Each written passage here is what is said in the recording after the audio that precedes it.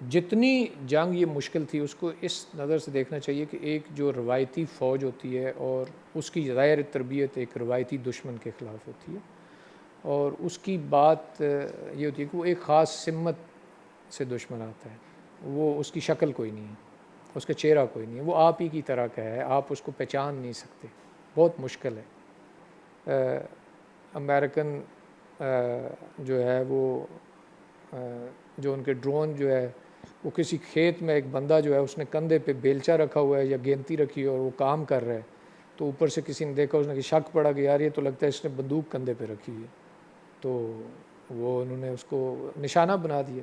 لیکن کیا اپنے آپ ملک میں ایسا کر سکتے ہیں؟ پاکستان فوج نے سوات میں وہ کر دکھایا جو آج تک دنیا کی کوئی فوج نہیں کر سکی۔ یہ تاثر پیدا کیا جا چکا تھا عوام میں کہ یہ امریکن فوج آ رہی ہے، اور جو اس میں پاکستانی جو آ رہے ہیں وہ ان کے لیے یہاں پہ انتظام کرنے کے لیے آ رہے ہیں۔ تو میں نے آپ نے اس میں کتاب میں ایک اور واقعہ بھی دیکھا ہوگا کہ جس میں ایک بندہ جو ہے وہ اس کو ہم نے پکڑنے کے لیے گئے، بعد میں لمبی کہانی ہو جائے گی، اس سے میرا ٹیلی فون پہ رابطہ ہو گیا، تو میں نے اسے کہا کہ تم ہتھیار پھینک دو اور ہم تمہارا خیال کریں گے۔ تو اس نے مجھے کہا کہ آپ لوگ تو دایاں بازو اور بائیں ٹانگ توڑ دیتے ہو، تو میں تو غریب آدمی ہوں، میرے بچے بھوکے مار جائیں گے۔ کہ جب چائنا میں جب جمہوریت پسند اور کمیونسٹ پارٹی جب ان کی جنگ آپس میں چل رہی تھی تو کئی ملین لوگوں کے مارے جانے کا ثبوت دیتے ہیں۔ اس میں 24 گھنٹے کم ہے اس کی تیاری کے لیے، آپ کو 24 گھنٹے میں 25واں گھنٹہ بھی نکالیں تو کم ہے۔ اس کی وجہ یہ ہے کہ اس میں جو تربیت ہوتی ہے وہ یا جان دینے کی ہے یا جان لینے کی ہے، تو اس میں غلطی کا امکان کم ہے، اگر آپ غلطی کریں گے تو جان جائے گی۔ آپ یہ دیکھیں کہ آپ مری سے لے کے سوات، آپ نلتر، لاہور، کراچی جہاں بھی جائیں تو جو سب سے اچھا ایریا ہوگا وہ فوج کے پاس ہوگا۔ سوات کی جنگ میں جو دراصل طالبان کے خلاف تھی، تو آپ یہ سمجھتے ہیں کہ طالبان جو تھے وہ کوئی کسی غیر ملکی پراکسی تھے؟ آپ سمجھیں کہ میدان جنگ جو ہے وہ بہت پھیل گیا ہے اور ہر فیلڈ ہی میدان جنگ ہے۔ جو لوگ بھی معاشرے میں سے جو سیاحت کے لیے جاتے ہیں عام طور پہ وہ آسودہ ہوتے ہیں، تو جب وہ جاتے ہیں تو مجھے یقین ہے کہ وہ چندہ بھی زیادہ دیتے ہوں گے، کہ جو لوگوں کے بچے تھے، غریب لوگوں کے ہاں بہت بچے تھے، جب بھی کسی گاؤں میں جاتے تھے تو ایک ہی عمر کے بچے دیکھ کے تو پریشانی یہ ہوتی تھی کہ ان کا کیا بنے گا۔ میرا خیال ہے اس کا ایک غریب لوگ جو تھے وہ ایک ان کے نزدیک یہ ایک بڑا مناسب سا انتظام تھا کہ بچوں کو مدرسے میں بھیج دیں، آگے وہ مدرسے میں کیا پڑھتے ہیں کیا پڑھاتے ہیں، ایک چیز تو یقینی تھی کہ ان کو پہننے کو کپڑے اور کھانے کو کھانا ضرور مل جائے گا، تو اس وجہ سے بھی مدرسے بہت زیادہ تھے اور بہت، تو ایسے کئی تھے۔ لیکن وہ طالبان کی اماج گاہ تھا۔ ہو سکتا ہے، ہم نے وہاں دیکھا تو نہیں تھا لیکن ایسا ہو سکتا ہے، اور اگر نہیں بھی ہو تو جس کے ہاتھ میں بندوق ہوتی ہے ساری جگہ اس کی اماجگاہ ہو جاتی ہے۔ السلام علیکم، اکمل شہزاد گمن آپ کی خدمت میں حاضر ہے۔ آج ہمارے ساتھ جو دوسرے مہمان ہیں وہ ایک دوسرے جٹ ہیں، تارڑ، بریگیڈیئر ریٹائرڈ عبد الرحمن تارڑ صاحب۔ ان کے کئی تعارف ہیں، ان کی ایک کتاب میری نظر سے پہلے بھی گزر چکی تھی چنامی کے نام سے، یہ چائنا کے جو ان کے ایکسپیرینسز سے چائنا میں رہنے کے اس حوالے سے یہ کتاب تھی۔ تو اس کے بارے میں میں نے یہ سمجھا کہ جس طرح عمومی طور پہ ریٹائرمنٹ کے بعد ہمارے دوست کتابیں لکھتے ہیں، یہ اسی طرح کی کتاب تھی لیکن یہ بہتر کتاب تھی۔ ابھی جس کتاب نے مجھے بہت امپریس کیا اور میں نے اس پہ لکھا بھی، یہ ان کی کتاب ہے قیمت جو پاکستانی قوم ادا کر رہی ہے۔ یہ سوات میں جو 15-16 سال پہلے ایک جنگ لڑی گئی ہمارے ہاں، جس کو نان ٹریڈیشنل جنگ کہا جاتا ہے، غیر روایتی جنگ، تو یہ ایک مشکل ترین جنگ تھی جس کی انہوں نے اس جنگ کو لیڈ کیا، رہنمائی کی، اور یہ جنگ انہوں نے جیتی بھی۔ تو اگر میں ان کا تعارف کروانے چلوں تو میرا خیال ہے میں کافی ٹائم لے لوں گا، تو ہم ڈائریکٹ بریگیڈیئر صاحب سے ہی بات کرتے ہیں۔ کیسے ہیں جناب طارڑ صاحب؟ اکمل صاحب بہت شکریہ، آپ نے مجھے موقع دیا اور آپ نے اتنے اچھے الفاظ استعمال کیے۔ میں بالکل ٹھیک ہوں۔ نہیں، میں نے تو ابھی اس سے زیادہ اچھے استعمال کرنے تھے، تو پھر میں نے کہا کہ یہ اسی میں تعارف میں وقت نکل جائے گا، تو کیوں نہ ہم گفتگو کا آغاز کریں۔ بریگیڈیئر صاحب یہ ذرا بتائیے گا کہ آپ کہاں پیدا ہوئے؟ میں جیلم کا ایک چھوٹا سا گاؤں ہے، بڑا انسگنیفیکنٹ سا ہے، شیرپور نام ہے اس کا، اور یہ جیلم لیلا روڈ کے اوپر تقریباً درمیان میں واقع ہے، جیلم اور پنڈ دادن خان، پنڈ دادن خان روڈ پہ۔ تو وہاں پیدا ہوا اور میٹرک تک وہیں سے تعلیم حاصل کی اپنے گاؤں میں۔ اپنے گاؤں میں تو ہمارے میں پرائمری اسکول بھی نہیں تھا، سو پرائمری اسکول بھی گاؤں سے دور تھا، پھر مڈل بھی دور تھا، اور جوں اسکول بڑے ہوتے گئے اتنا ہی فاصلہ بھی بڑھتا گیا، تو پھر کالج کے لیے جو ہے وہ مختلف جگہوں سے ہوتا گارڈن کالج تک پہنچا۔ اچھا، بالکل سر۔ تو یہ تارڑ تو اس پٹی میں نہیں ہے، تو آپ کی فیملی وہاں کہاں سے آ گئی اور کتنے خاندان تھے آپ کے وہاں؟ یہ سوال پہلے بھی ایک بڑی شخصیت نے مجھ سے پوچھا، اور جو میں نے جواب اس وقت دیا وہی ابھی بھی دوں گا۔ میرے اپنے ایک تو یہ کہ ہمارے یہاں کوئی تاریخ لکھنے کا تو کوئی رواج نہیں ہے کہ کوئی نہ کسی گاؤں کی کوئی تاریخ ہے، نہ کوئی کسی خاندان کی تاریخ ہے۔ تو یہ بات تو بالکل عجیب سی ہے کہ پنڈ دادن خان کی بالکل پہاڑ کے نزدیک جہاں پہ نہ کوئی فصل ہوتی تھی نہ کچھ، تو یہ تارڑ کیسے آگے؟ حالانکہ تارڑ تو دو دریاؤں کے درمیان رہنے والے لوگ تھے، جہاں پہ میرا خیال پنجاب کی سب سے زرخیز زمین تھی۔ تو جب مجھ سے یہ پہلے سوال پوچھا گیا تو میں نے کہا اس کی دو وجوہات ہو سکتی ہیں، کہ ایک وجہ تو یہ ہو سکتی ہے کہ کوئی بہت بڑا سیلاب آیا ہو اور اس میں بہہ کے اس طرف آ گئے ہوں اور پہاڑ کے کنارے پہ آ کے لگے ہوں، اور دوسرا یہ ہو سکتا ہے کہ وہاں پہ کوئی واردات کی اور انہوں نے نکال دیا ہو۔ تو جب میں نے ہوش سنبھالی تو ہمارے علاقے میں سارے علاقے میں تقریباً کوئی 15-20 کلومیٹر کے علاقے میں کوئی زیادہ سے زیادہ 20 خاندان ہوں گے، اور اب جو ہے وہ آبادی اتنی تیزی سے بڑھی ہے کہ اب کافی آبادی ہے۔ تو گارڈن کالج میں آنے کا فیصلہ آپ کا اپنا تھا؟ اس زمانے میں چونکہ دیہاتوں سے زیادہ لوگ شہروں کی طرف پڑھنے کم ہی آتے تھے، تو آپ کا اپنا فیصلہ تھا یا کہ والدین نے طے کیا، یا کس طرح یہ ہوا؟ میں اس پہ بات کروں تو بڑا ایک عجیب سا واقعہ ہے۔ میں 9ویں جماعت تک بہت اچھا اسٹوڈنٹ تھا، اتنا اچھا تھا کہ ہمارے علاقے میں 3 ہائی اسکول تھے، تینوں کے جو ہیڈ ماسٹر تھے وہ میرے والد کے پاس آئے کہ اس کو ہمارے اسکول میں داخل کرو، لیکن میں نے تینوں اسکولوں میں پڑھا۔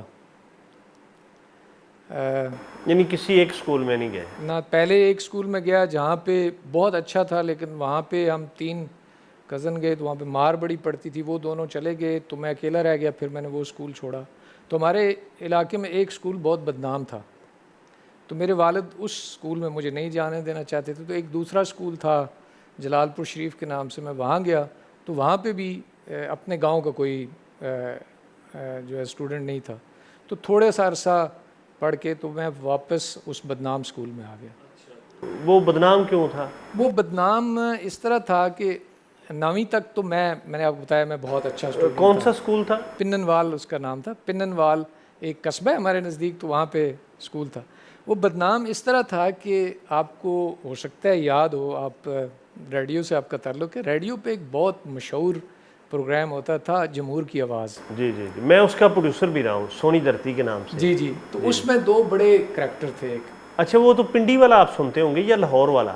مجھے یہ نہیں پتا میں کہاں کا سنتا ہوں، لیکن اس میں 2 کریکٹر جو ہے وہ بڑے تھے، چودھری نظام دین، وہ لاہور کا ہی تھا جی، میں اسی پروگرام کا پروڈیوسر رہا ہوں تو بڑے ایک سال۔ مجھے قائم دین اور یعنی نظام دین اور چودھری صاحب۔ ہاں، تو ایک نے ان میں سے دوسرے سے یہ کہا کہ میرا بیٹا جو ہے اس سے میٹرک پاس نہیں ہو رہا، مجھے یاد پڑ رہا ہے ایسے ہی تھا، تو اس نے کہا کہ تو کیا مسئلہ ہے تم پننوال اسکول میں امتحان دلوا لو.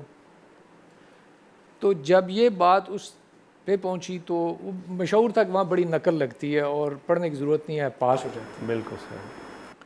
تو اس سال جو ہے ہم نے پڑھا ہوا تو تھا کچھ نہیں میٹرک میں, تو اس سال پنجاب حکومت نے یا اس وقت جو بھی اس کا ذمہ دار تھا, اس نے وہاں پہ ہمارے نزدیک ایک بڑی مشہور شخصیت تھی, وہ ہیڈ ماسٹر ریٹائر ہوئے تھے, تو ان کی وجہ شہرت جو ہے وہ تعلیم نہیں تھی, ان کی سختی تھی. انہوں نے اپنے بیٹے کو, سننے میں یہ آیا کہ انہوں نے اپنے بیٹے کو پڑھائی کی وجہ سے مار مار کے جان سے مار دیا. تو اس کو انہوں نے انچارج لگا دیا, ریٹائرڈ بندے کو. تو کرنا کچھ ایسا ہوا کہ ہم کم و بیش 50 سے اوپر میٹرک کے پننوال کی کلاس کے لوگ تھے, جن میں سے سارے مضمونوں میں ہم 2 پاس ہوئے. تو وہ بھی بڑی مشکل سے, کوئی سائنس کے جتنے مضامین تھے ان پہ سٹار لے کے, سٹار اس زمانے میں رائتی نمبروں والوں کو ملتے تھے, اب تو جن کے زیادہ نمبر ہوتے ہیں ان کو ملتے ہیں. تو وہ میٹرک سیکنڈ ڈویژن میں نے پاس کیا. تو والد میرے جو ہے وہ بہت ان کو پڑھانے کا یا پڑھائی کا بڑا شوق تھا. خود تو انہوں نے کبھی اسکول نہیں دیکھا تھا. مجھے اکثر کبھی کبھی کہتے تھے کہ تمہارا دادا جو ہے وہ مجھے بھینسیں بھی اسکول کی طرف نہیں لے کے جانے دیتا, دوسری طرف بھیجتا. تو انہوں نے کہا کہ دوبارہ امتحان دے لو. میں نے انہیں کہا کہ گاؤں میں تو اعلیٰ تعلیم میٹرک کی ہوتی ہے, وہ تو میں نے کر لی ہے کسی نہ کسی طرح, تو اس سے آگے میں نے پڑھنا نہیں. بس ایک لمبی کہانی ہے. اس کے بعد میں ان کو چکر دے کے لاہور چلا گیا. تو اس کے اوپر میں نے چھوٹی سی ایک کہانی بھی لکھی. تو وہاں پہ 6 مہینے ایف سی کالج کے گراؤنڈ میں اور کبھی کسی اور کالج کے گراؤنڈ میں کینٹین سے چائے اور پکوڑے کھاتے رہے اور داخلہ نہیں لیا. ان کو بتایا کہ داخل ہو گیا ہوں. پھر وہاں سے جب لاہور دیکھ کے دل بھر گیا تو پھر جیلم آ گیا. تو جیلم ڈگری کالج میں بھی بغیر داخلہ لیے ہاسٹل میں 6 مہینے گزارے. اور پھر وہاں سے ہوتا ہوتا میرا ایک دوست تھا گاؤں میں جو اس وقت 9ویں میں پڑھتا تھا, تو اس نے جب میٹرک پاس کیا تو ہم دونوں گارڈن کالج میں آ گئے. یعنی 1 سال آپ موج میں لگ کرتے تھے. بہت موج میں لگ گیا. بالکل صحیح. حد کر دی موج میں. بالکل صحیح. تو پھر آرمی میں کب گئے؟ جب میں گارڈن کالج میں آیا تو ہم ہاسٹل میں رہتے تھے. تو ہاسٹل کا وہاں کا بڑا ماحول تھا. مجھے یہ سمجھ نہیں آتی کہ مجھے داخلہ کیسے مل گیا گارڈن کالج میں. اس وقت ڈاکٹر عزیز محمود زیدی جو ہے وہ پرنسپل تھے, اور انہوں نے گارڈن کالج جیسے کالج کو کیڈٹ کالج سے بھی آگے کی کوئی چیز بنا دیا. تو ہاسٹل وارڈن بڑے سخت تھے. تو 1.5 سال تو ہم نے ان کے ساتھ لڑائی جھگڑا کر کے اپنی مرضی کی, لیکن ایک شرارت کرنے پہ مجھے اور میرے دوست کو پرنسپل صاحب نے ہاسٹل سے نکال دیا. 1 مہینے کے لیے نکال دیا. تو وہ 1 مہینہ ہم نے وہ میرے جو دوست تھے ان کے ماموں جو ہے اس وقت میجر جنرل تھے. اس وقت مارشل لاء کا دور تھا اور وہ کراچی میں چیف مارشل لاء ایڈمنسٹریٹر تھے, لیکن ان کا ایک گھر ادھر لال کرتی میں بھی تھا. یہ جنرل ضیاء کے زمانے کی بات؟ جی, جنرل ضیاء کے دور کی بات. تو یعنی 80s؟ ہاں جی, یہ mid 80s کی بات ہے. یہ میں جو آپ کو بات بتا رہا ہوں میرا خیال ہے یہ 85 کی ہے, 84 اینڈ 85 کی ہے. تو وہ جو میرا دوست تھا اس نے پہلے شہر بھی دیکھا ہوا تھا, اور وہ تو اس نے ماموں کو چکر دیا. اس نے کہا کہ جی ہاسٹل ہمارا رینوویٹ ہو رہا ہے, تو 1 مہینے کے لیے اس کالج والوں نے کہا اپنا بندوبست کر لو. تو ہم دونوں جو ہے وہ اس گھر کی انیکسی میں شفٹ ہو گئے. تو وہ ایک میرے لیے بالکل ایک نیا تجربہ تھا. گاؤں سے آئے ہوئے ایک بڑی اعلیٰ رہائش میں پہنچے. تو مجھے بڑی اچھی طرح یاد ہے, ہم وہاں تقریباً 3 ہفتے ہم وہاں ٹھہرے ہوں گے. تو ایک دن گھر میں بڑی صفائیاں اور دوبارہ سے گملوں کو رنگ ہونا شروع ہو گیا. تو اتنے دنوں میں وہاں ہم کچھ جو وہاں پہ لوگ کام کرنے والے تھے ان سے کوئی جان پہچان بھی ہوگی. تو میں نے کسی سے پوچھا کہ یہ کیا ہو رہا ہے, تو انہوں نے کہا کل جنرل صاحب نے آنا ہے. تو میں نے اس سے پہلے جنرل نہیں دیکھا تھا کوئی. ان سے 1 آدھ دفعہ میں نے ان کو دیکھا. ہمارے ساتھ والے جس اسکول سے میں نے پرائمری میں پڑھا وہ وہیں کے پڑھے ہوئے تھے. کون؟ وہ جنرل صاحب. جنہوں نے آنا تھا وہ ہمارے ساتھ والے گاؤں کے تھے. بالکل. تو راجہ خاندان سے تھے. راجہ خاندان سے تھے. اچھا, راجپوت تھے. تو مجھے آج وہ وقت بھی بڑی اچھی طرح یاد ہے, وہ میں کس طرح بیٹھا ہوا تھا, کیا کر رہا تھا. تو میرا خیال ہے, مجھے ایسے لگتا ہے کہ یہ جنوری یا فیبروری کا وقت تھا. تو میں شام کے وقت بیٹھا ہوا تو ایک دم سے وہ جو فوجی گارڈ جو ہے وہ جب سلام کرنے کے لیے جو وہ کاشن دیتے ہیں, وہ ایک بہت زور سے آواز آئی. تو ایک لمبی سی گاڑی جو ہے اس کے بعد آئی, تو اس میں سے ایک بہت خوبصورت وردی میں ایک جنرل صاحب نکلے اور ایک طرف سے اے ڈی سی نے نکل کے دروازہ کھولا. تو وہ میں انہیں دیکھتا رہ گیا اور وہ اندر چلے گئے. اب میں یہ نہیں کہوں گا کہ ان کو دیکھ کے مجھے جنرل بننے کا شوق ہوا, لیکن میرے دماغ میں ایک بات آئی. اس وقت تک میرا جو خیال تھا وہ زندگی کے بارے میں یہی تھا کہ والد میرے آسودہ تھے, گاؤں میں محنت کرتے تھے, کہ میں عیاشی کروں ان کے پیسے پہ, اور بس زندگی یہی ہے. جب میں نے ان کو دیکھا, جنرل صاحب کو دیکھا, تو پتہ نہیں کیوں میرے دماغ میں یہ بات آئی کہ یہ اسی اسکول کے پڑھے ہوئے ہیں, اسی جس میں نے پڑھا. تو میں والد کی محدود یہ جو آمدن ہے جس کے اوپر میں عیاشی کروں, یہ کب تک کروں گا, یہ سوچ آئی. تو اس کے بعد ہمارا وہ جو 1 مہینے کا وقت تھا وہ بھی کچھ دنوں بعد ختم ہو گیا. جنرل صاحب نے بڑی مہربانی کی, انہوں نے مجھے 1-2 دفعہ اپنے ساتھ بٹھا کے کھانا بھی کھلایا. تو ہم واپس کالج آ گئے, اور وہ میری زندگی کا میرا خیال ہے سب سے اہم ٹرننگ پوائنٹ تھا. تو وہ میرا دوست مجھے کہے چل فلم دیکھنے کے لیے جاتے ہیں. ہم ہر ہفتے سیرو سینما پہ فلم دیکھنے جاتے تھے. انگلش کی سمجھ نہیں آتی تھی فلم صرف, لیکن انگلش ہی دیکھتے تھے. تو وہ مجھے کہ فلم دیکھنے کے لیے چلتے ہیں, تو میں انکار ہو گیا. وہ کوئی اور جو بھی اس وقت اس سے پہلے جو بھی ہم کاروائیاں کرتے تھے. تو میں یہ سمجھتا ہوں کہ جنوری یا فیبروری کا یہ وقت تھا, اور مارچ کے آخر میں کہ ہمارے امتحان تھے. تو میں نے ایک لمحہ بھی ضائع نہیں کیا اس کے بعد. اور جب ہمارا انٹرمیڈیٹ کا رزلٹ آیا تو میں وہ مضمون جن میں کبھی کسی نے اچھے نمبر نہیں لیے, ان کے ساتھ اتنے اعلیٰ نمبروں کے ساتھ میں نے انٹرمیڈیٹ کیا کہ پرنسپل زیدی صاحب اس وقت وہاں سے پوسٹنگ ہو گئی ان کی, وہ ڈائریکٹریٹ کالجیٹ کوئی ہوتا تھا اس کے انچارج چلے گئے. تو انہوں نے مجھے بلا کے شاباش دی. پھر بس اس کے بعد پھر میں نے پیچھے نہیں دیکھا. پھر گریجویشن جب کی تو سارے مضامین میں میرا پہلی پوزیشن تھی. مجھے یاد ہے ڈاکٹر قدیر جو ہے وہ تقسیم انعامات کے لیے آئے, تو ہر مضمون میں اور اوورآل میرے نمبر سب سے زیادہ تھے. تو انہوں نے مجھے جب انعامات دیتے ہوئے آخر میں یہ پوچھا کہ بیٹا آپ نے کسی اور کے لیے بھی کچھ چھوڑا ہے. تو اس کے بعد پھر وہاں پہ ہمارے وارڈن میں ہاسٹل میں ایک ہماری عمر کے ہم سے 2-4 سال بڑے ہوں گے, وہ نیا پنجاب یونیورسٹی سے پڑھ کے آئے تھے. تو وہ وہاں پہ کالج میں لیکچرار ہو گئے, تو وہ ہاسٹل وارڈن لگ گئے. تو انہوں نے مجھے کہا کہ تم فوج میں بھرتی ہو جاؤ. میں نے کہا نہیں, میں نے فوج میں بھرتی نہیں ہونا, میں نے سائیکالوجی مجھے اچھی لگتی ہے, میں نے سائیکالوجی پڑھنی ہے اور میں یونیورسٹی میں پڑھاؤں گا, یہ میرا پیشن بنتا جا رہا. تو اس نے مجھے ایک دن بٹھا کے کہا کہ دیکھو میں بھی تو استاد ہوں, تو میری حالت دیکھ لو, اس طرح کا تم ایک استاد بنو گے. تو ہمارے معاشرے میں سوشل اپورڈ موبلٹی جو ہے وہ سر دست صرف 2 جو پیشے ہیں ان میں ہوتی ہے. ایک آپ فوج میں چلے جائیں, اور دوسرا ہے کہ اگر آپ سول سروسز میں چلے جائیں. تو اس نے مجھے زبردستی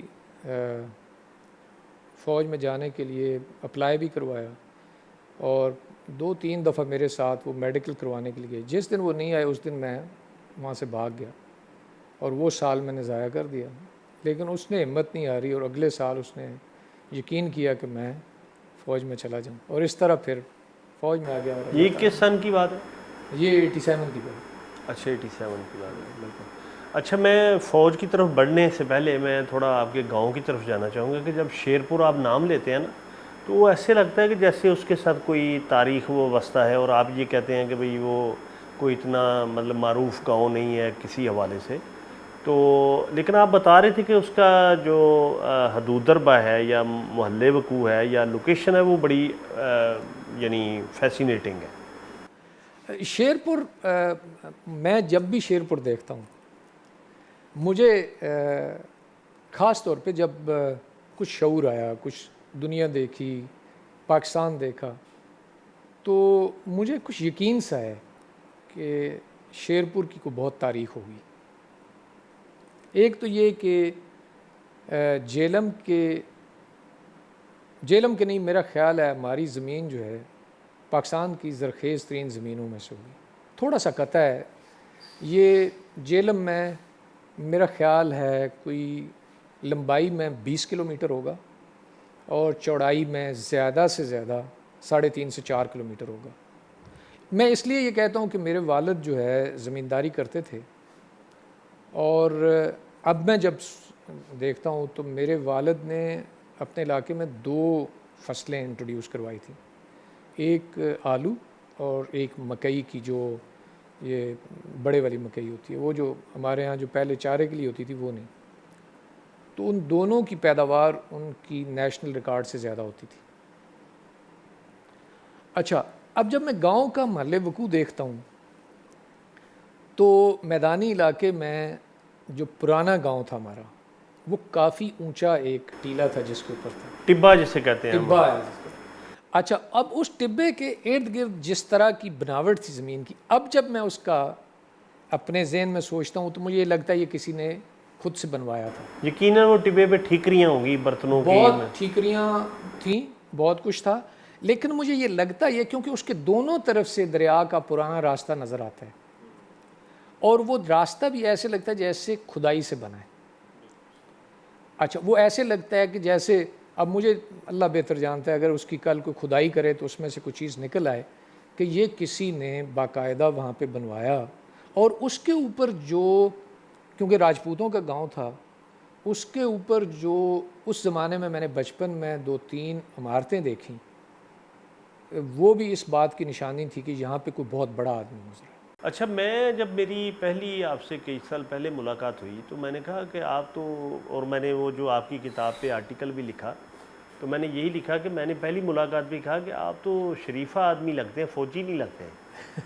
تو مطلب عام طور پہ یہ تھوڑے جو ہمارے آرمڈ فورسز سے لوگ ہیں ذرا، وہ ان پہ جو ان کا رہن سہن یا ان کی عادات و اطوار ہوتے ہیں وہ ان کی شخصیت پہ حاوی ہو جاتے ہیں، یعنی ان کا ایک تھوڑا سا وہ، آپ اسے سمجھ لیں کہ تھوڑا وہ، یعنی نرم سے نرم لفظوں میں تھوڑی ایسے ایروگینس یا تھوڑا ایک باڈی لینگویج یا تھوڑا اسے پھوں پھاں کہہ لیں، تو وہ آپ میں اس طرح نہیں ہے۔ یہ کیا فرق ہے؟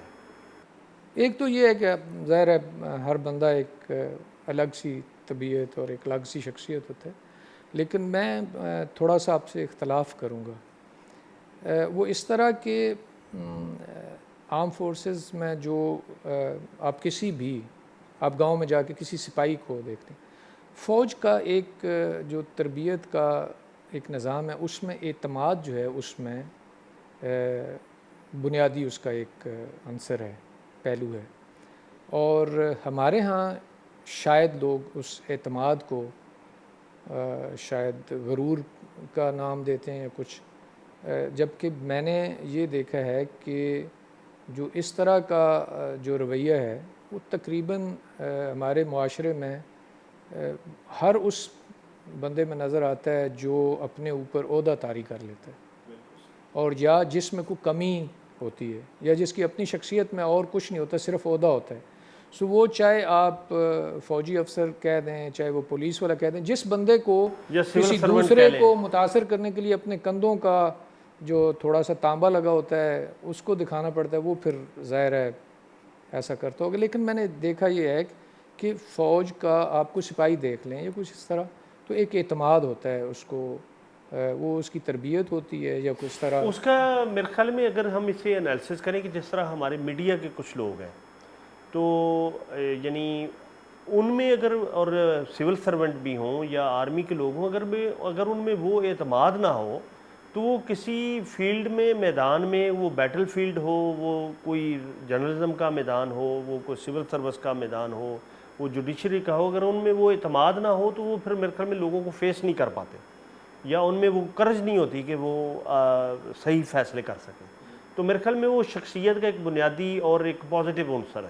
جی ہاں, کیونکہ جو فوج کی تربیت ہے اس میں یہ شامل ہوتا ہے کہ مشکل چاہے جیسی بھی ہو, چیلنج جیسا بھی ہو, آپ نے اس سے پہلے جواب نہیں دینا, اس کو ایک اٹیمپٹ ضرور کرنی. تو یہ اس کی تربیت کا ایک حصہ ہے جو میرا خیال ہے اس کی شخصیت پہ. اور پھر جب آپ 30-35-40 سال ایک خاص ماحول میں رہتے ہیں تو وہ آپ کی شخصیت کا حصہ بن جاتا ہے. اچھا, تو آرمی آپ کو پھر سوٹ کر گئی آپ کی طبیعت کو, کہ یا بعض لوگ تھوڑے تنگ پڑ جاتے ہیں تو کیا مطلب کہ چھوڑنا چاہتے ہیں یا چھوڑ بھی جاتے ہیں؟ بڑا مشکل سوال ہے کہ تنگ پڑا. اچھا برا وقت تو دیکھا, لیکن مجھے جب بھی میں کسی ایسے کام میں رہا جہاں پہ مجھے لوگوں کے ساتھ کام کرنے کا موقع ملا تو مجھے بہت اچھا لگا. اور دوسرا, مجھے جب بھی میں کسی اسکول میں پڑھانے کا مجھے موقع ملا وہ مجھے بہت اچھا لگا اور اس کو میں ہمیشہ یاد بھی کرتا ہوں. فوج کی وجہ سے ہی مجھے بہت سارے اور ملکوں کی پرائمریلی تو فوج کے ساتھ ہی کام کرنے کا موقع ملا, لیکن بڑی جو ہے وہ اویئرنیس ہوئی کہ دنیا کیا سوچتی ہے, دنیا کیسے کرتی ہے. یعنی آپ نے بریگیڈیئر تک کبھی فوج چھوڑنے کی کوشش نہیں کی؟ نہیں, کئی دفعہ بیچ میں سوچ آئی اور وجہ اس کی فوج کا نظام نہیں تھا, بٹ وجہ اس کی یہ تھی کہ میں سمجھتا تھا, یا شاید میں آپ کو ایک عجیب سا ایک واقعہ سناؤں گا. میں نے آپ کو اپنے والد کے بارے میں بتایا کہ میرے والد جو ہے وہ فوج سے سپاہی ریٹائر ہوئے.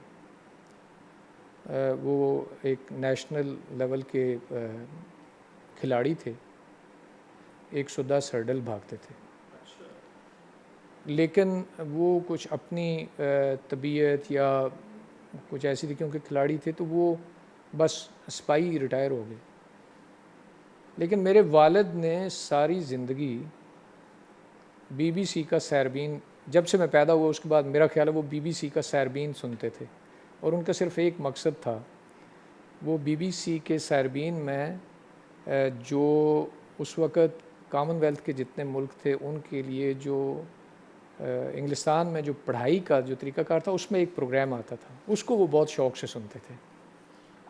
تو انہوں نے پیسے اکٹھے کیے ہوئے تھے کہ میں نے اپنے بیٹے کو میٹرک کے بعد سے انگلستان سے پڑھانا ہے. تو انہیں بالکل صحیح پتہ تھا کتنی فیس ہوگی, کتنے پیسے لگیں گے, یہاں تک کہ پیسے ہونے کے باوجود ان کا گھر, جس وقت میں فوج میں آیا اس وقت ہمارا گھر کچا تھا, مٹی کا گھر بنا ہوا تھا, جبکہ وہ علاقے میں لکھپتی مشہور تھے. نہیں, اصل میں وہ تو بریگیڈیئر صاحب ایک کلچر تھا نا ہم دیہاتی لوگوں کا. نہیں, گاؤں میں پکے گھر تھے نا, اور پکے گھر تھے, لیکن انہوں نے وہ کہا کہ میں نے پیسے صرف رکھنے ہیں پڑھانے کے لیے. تو جب میں نے انہیں مایوس کیا تو بہت بہت انہوں نے دل پہ یہ بات لی. میں میجر بن گیا تو میرا خیال ہے ایک سپاہی کے لیے اس کا بیٹا, اور پھر وہ کہ ہمارے گاؤں میں پہلا افسر بنا میں, تو ان کے لیے بہت بڑی بات تھی. لیکن ایک دن میرے والد نے مجھے بیٹھے ہوئے یہ کہا کہ اگر تم اب بھی فیصلہ کرو اور تم پڑھنا چاہو تو تم فوج چھوڑ دو, میں تمہیں پیسے دوں گا, تم باہر جا کے پڑھ لیں. سو جب بھی کبھی سوچ آئی, اس طرح کی سوچ آئی کہ مجھے جو ہے وہ کچھ اس طرح کا کام کرنا چاہیے, تو جب میں 2 دفعہ فوج نے مجھے, ایک دفعہ جرمنی میں اور ایک دفعہ جب چائنا میں بھیجا, تو میں نے کہا چلو فوج ہی نے کسی طرح میرے والد کی خواہش جو ہے وہ بھی پوری کر دی کہ میں کہیں باہر سے پڑھ کے آؤں. اچھا، اب چائنا اور جرمنی کا ایک تقابلی تھوڑا سا جائزہ اور پھر ہمارا پاکستان کا، آپ کو یعنی آپ کس طرح اس کو بیان کریں گے؟ دیکھیں، ایک دور تو تھا جب میں جرمنی میں گیا تو اس وقت ظاہر ہے جرمنی یورپ میں بھی ایک بڑا مثالی ملک ہے، بہت آرگنائزڈ، ہر چیز ان کی ڈفرینٹ ہے یعنی باقیوں ان کی سے، ٹریڈیشن بڑی اسٹرانگ ہے. ٹریڈیشن بڑی اسٹرانگ ہے. تو لیکن میں یہ کہتا تھا کہ یہ جو انہوں نے سیمنٹ اور تارکول لگایا ہوا ہے، یہ بھی وقت کے ساتھ ہم بھی لگا لیں گے اور ہو جائے گا. لیکن ایسا ہو نہ سکا اور ہم واپسی کی طرف زیادہ سفر کیا آگے جانے کے بجائے. اس کے بعد جب میں چین گیا تو چین میں بالکل بڑے مختلف سوچ کے ساتھ گیا، کیونکہ باوجود اس کے کہ ہم چین کے ساتھ دوستی کے لیے بہت سارے نعرے ہیں، لیکن ہم چین کو جانتے نہیں ہیں. چین کا جو تاثر تھا ہمارے دماغ میں، دل پہ، وہ تھا جو ہم مغربی ذرائع ابلاغ سے جو ہمیں ملتا تھا. ہم ان کی کتابیں پڑھتے تھے، ان کی فلمیں دیکھتے تھے، تو کوئی بہت اچھا نہیں تھا. لیکن جب میں چین میں گیا، اور اب یہ بھی کہہ سکتا ہوں کہ میں چین جب ایئرپورٹ پہ اترا تو مجھے ایک بڑا پلیزنٹ سرپرائز ملا، اور میں نے اس دن یہ فیصلہ کیا کہ میں چین کے اوپر کتاب لکھوں گا. اور چین کے اوپر کتاب کیوں لکھوں گا، یہ میری سوچ ہر دن کے ساتھ مضبوط ہوتی گئی، اور یہ میں نے وہاں سے اس کے اوپر کام کرنا شروع کر دیا. اور اس کا مقصد یہ تھا، اب دیکھیں یہ چینامی ہے، اس کا پہلا چیپٹر ہے کہ اردو میں کیوں، تو اس کے پیچھے ایک جذبہ تھا. تو میں نے پاکستان کی ایک تقسیم کی، ایک جغرافی کی، فیض آباد سے شمال میں پاکستان اور فیض آباد سے جنوب میں پاکستان. تو میرے ذہن میں یہ تھا کہ اب چین جو ہے وہ پاکستان میں فیض آباد سے جنوب میں آ گئے، اور جنوب میں لوگ اردو پڑھتے ہیں، اور جنوب کے لوگوں کو چین کے بارے میں جاننا چاہیے. تو مجھے ایک ایسا ملک، ایک ایسی تبدیلی جو ہمارے بالکل سرحد پہ، ہم اسے تبدیل بھی نہیں کر سکتے، اور وہ دنیا کی سب سے بڑی طاقت بنتی جا رہی ہے، اس کے بارے میں ہمارا علم بہت محدود ہے. یہاں تک کہ ہمارے وہ لوگ جو قومی سطح پہ پالیسی فارمولیشن کے ذمہ دار ہیں، ان کا بھی علم میرے خیال میں بڑا سطحی ہے. وہ کیسے سوچتے ہیں، کتنی دورس وہ منصوبہ بندی کرتے ہیں. تو میں نے کہا کہ میں فیض آباد سے جو جنوب والے لوگ ہیں ان کے لیے اردو میں لکھوں گا، کیونکہ چین ادھر آ گیا. تو چین جو ہے، اگر آپ مجھ سے یہ پوچھیں کہ ایک تو یہ ہے کہ انہوں نے جو وہ ماؤ کا نقطہ نظر تھا کہ ریولوشن جو ہے یہ ایک پرماننٹ فینومینا ہے، کہ سوسائٹی جو ہے وہ فارورڈ لوکنگ تب بھی رہتی ہے جب اس میں ریولوشن کی سوچ جو ہے وہ پرماننٹ رہے، جس کو وہ کانٹرڈکشن کا نام دیتے. دوسرا، انہوں نے جو بعد میں جس چیز کے اوپر انہوں نے میرا خیال ہے دنیا کو حیران بھی کیا، وہ ہے کہ انہوں نے ہر شعبے میں جو ترقی یافتہ قوموں کے ساتھ جو ان کا گیپ تھا، اس کو انہوں نے حیران کن حد تک کم سے کم وقت میں طے کیا اس فاصلے کو. اگر مغرب یہ سمجھتا تھا کہ وہ ٹیکنالوجی میں 50 سال لیں گے تو انہوں نے وہ 5 سالوں میں کر دیا. اگر وہ یہ سمجھتے تھے کہ یہ انفارمیشن ٹیکنالوجی میں یہ 20 سال لیں گے تو انہوں نے 2 سالوں میں کر دیا. اور اگر وہ یہ سمجھتے تھے کہ یہ سوشل جو ٹرانسفارمیشن ہے اس میں بہت ٹائم لیں گے تو انہوں نے بہت کم وقت میں وہ لیا. اب ان کی جو سب سے بڑی بات، جو ان کا جو ریاست کا جو نظام ہے، جو حکومت کا نظام ہے، وہ اتنا رسپانسو ہے کہ کسی ریلوے اسٹیشن پہ 5 منٹ کی ٹرین کی جو تاخیر ہے اس کا الارم میرا خیال ہے نیشنل لیول پہ بجتا ہے. سو اتنا زیادہ رسپانسو ہے. انہوں نے جو جدید جتنی بھی ٹیکنالوجی ہے اس کو اس لیول پہ لے کے آئے ہیں کہ ریاستی معاملات جو ہے وہ اتنے زیادہ آٹومیٹڈ ہو گئے ہیں کہ بہت امپریسو. اچھا، جو ہمارے ہاں ایک زمانے میں چائنا کا سائیکل آتا تھا، جو کہ بڑا شاندار اور نہیں، ایک اور چیز بھی تھی، لالٹین بھی تھی۔ جی جی اچھا، میں سائیکل کی بات کر رہا ہوں کہ وہ جو ہمارے ہاں سائیکل ملتے تھے، سہراب یا رستم یا جو بھی ان کے نام تھے، ان سے وہ کوالٹی کے اعتبار سے بہت اعلیٰ سائیکل ہوتا تھا، لیکن اس کے بعد یعنی کوئی کسی دفعہ ایک دفعہ کسی نے پوچھا کہ جی وہ ایک ڈاکٹر لڑکی کا رشتہ ہے، تو میں نے پوچھا کہ وہ لڑکا کہاں سے اس نے MBBS کیا؟ اس نے کہا کہ چائنا۔ تو میں نے ہنس کے کہا کہ وہ چائنا کے ڈاکٹروں کا بھی حال پاکستان وہ چائنی کھلونوں کی طرح ہے۔ تو لیکن بعد میں یہ پتہ چلا کہ وہ ڈیمانڈ پہ بھی بناتے ہیں، یعنی آپ جس حساب سے پیسے دیں گے اسی حساب سے پروڈکٹ بنائیں گے۔ تو یہ ایسا کیوں ہے کہ یعنی وہ کوئی ان کی کوالٹی، جیسے جرمنی ہے تو پورے یورپ میں یا پوری دنیا میں ان کا ایک اپنا سٹینڈرڈ ہے، معیار ہے ان کی چیزوں کا، تو یہ ان کی سوچ کس طرح ہے چائنیز کی کہ بھئی ایک ہی چیز میں 10 قسم کی کوالٹیز ہوتی ہیں؟ دیکھیں، ہم لوگ بزنس کو تو نہیں سمجھتے، لیکن جو بزنس کرنے والا ہوتا ہے وہ ان کا بہت بڑا یہ جو مینوفیکچرنگ کا ایک بہت بڑا سکیل ہے، تو وہ جو خریدار ہے اس کی ضرورت کے مطابق چیز بناتے ہیں۔ جو چیز وہ یورپ اور امریکہ کے لیے بناتے ہیں اس کی ہم قیمت نہیں ادا کر سکتے۔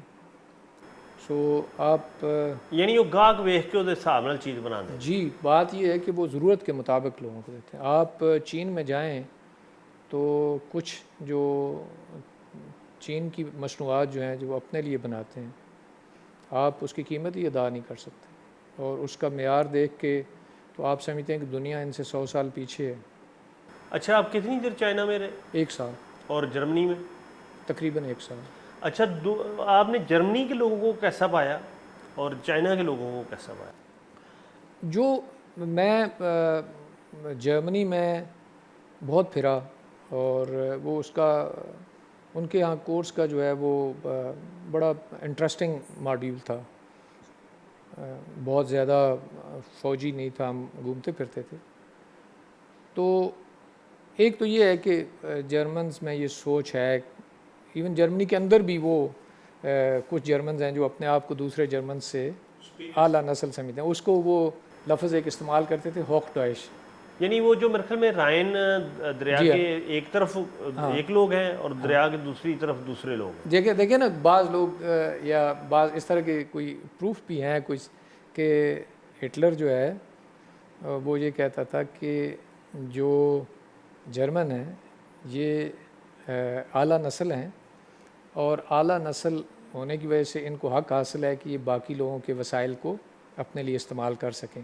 سو اس کا شاید یوکرین کی طرف جو اس کا فوجیں بھیجنے کا تھا، وہ ایک مقصد یہ بھی تھا کہ اس نے یہ کہا کہ اگلے سردیوں میں آپ کو کھانا جو ہے وہ بہت ملے گا، کیونکہ پہلی جنگ عظیم کے بعد جرمنی نے بہت بھوک دیکھی، تو اس کا ایک نعرہ یہ بھی تھا۔ تو کیونکہ یوکرین کے پاس دنیا کی سب سے زرخیز زمین ہے، مطلب کچھ لوگ اعداد و شمار یہ بھی کہتے ہیں کہ یوکرین اکیلا ساری دنیا کو کھانا کھلا سکتا ہے، تو اس نے پہلے جو ہے وہ یوکرین کی طرف ہی سفر کیا، ان زمینوں پہ قبضہ کیا۔ تو یہ ان کا اپنا بھی، آج کل تو روس نے سفر شروع کیا ہوا ہے۔ پتہ نہیں اس کے پیچھے روس ہے یا کوئی اور ہے۔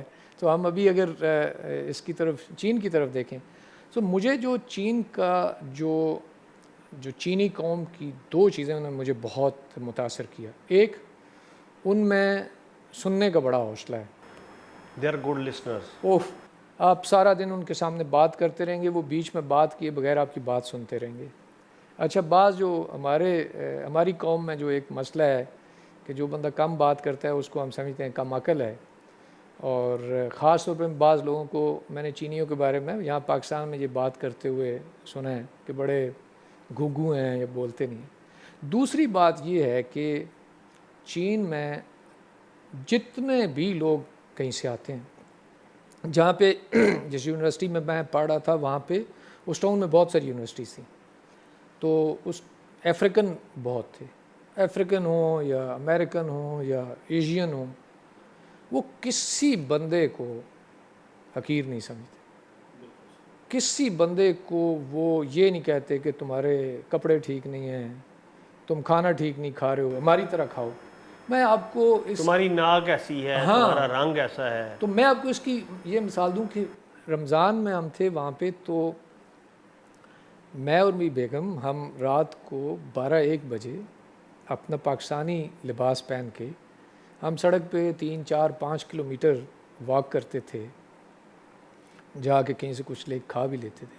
کسی بندے نے ہماری طرف نظر اٹھا کے نہیں دیکھا کہ یہ کون لوگ ہیں. بڑی مختلف قوم ہے، بہت مجھے بہت متاثر کیا. اچھا برگیڈ صاحب، جرمنی کے بارے میں میرے ماموں ہیں، وہ بھی ارلی 80s میں اور مڈ 90s تک بھی جرمنی رہے. میرے 3 ماموں جرمنی میں رہے، اور ہم نے خود بچپن میں بہت یعنی ہٹلر کے بارے میں اور جرمنی کو ہم نے وہ شاید جو برٹش کی رائیولری میں تھوڑا بڑا آئیڈلائز کرتے تھے. اور پھر یہ کہ مجھے جرمن پروفیسر ولفگینگ لینگسفلڈ سے NCA میں اسکرین پلے رائٹنگ پڑھنے کا اتفاق ہوا. میرے وہ استاد تھے. تو جرمنی کی قوم کے بارے میں پھر پڑھا بھی کہ ان میں تھوڑا ایک، اور میرے جو پچھلے سفیر تھے مارٹن کوبلر، ان سے بھی ملاقات ہوئی. وہ سیالکوٹ ان زمانے میں تھا ریڈیو میں، تو وہاں ان سے ملاقات ہوئی، وہ ریڈیو پہ آئے. تو ان کے ایک اتنی بڑی شکست کے بعد، جب انہوں نے World War II کے بعد بالکل کولیپس کر گیا جرمنی، تو وہ مارٹن کوبلر نے کہا کہ we don't have any natural resources like you.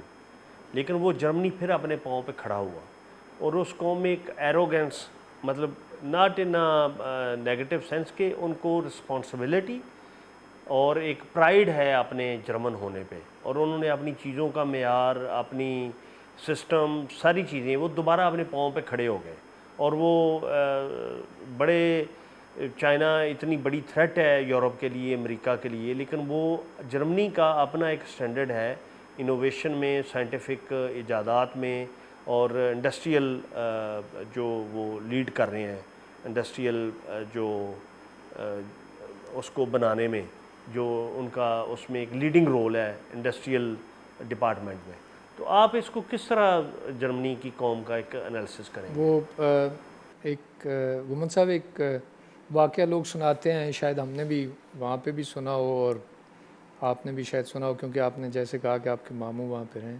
کہتے ہیں جرمنز کچھ بیٹھے ہوئے تھے، تو دوست بیٹھے ہوئے، تو انہوں نے کہا کہ جیسے دوست بیٹھتے ہیں کہ آؤ کچھ جوک شیئر کرتے ہیں، جوکس کریک کرتے ہیں. تو وہ 5-10 لوگ تھے، تو انہوں نے باری باری لطیفے سنانے شروع کیے. تو جو بھی بندہ لطیفہ سنائے تو باقی اس کے منہ کی طرف دیکھنا شروع ہو جائیں. تو جب 10 لوگوں نے لطیفے سنا لیے اور کوئی ایسا نہیں، تو ایک نے بیچ میں سے کہا کہ اٹھو یار کام کرتے ہیں. سو ان کی یہ ایک تو میرا خیال ہے ان کی اس نیشن میں ایک کام کا ہے. دوسرا میں سمجھتا ہوں کہ انہوں نے جس کام میں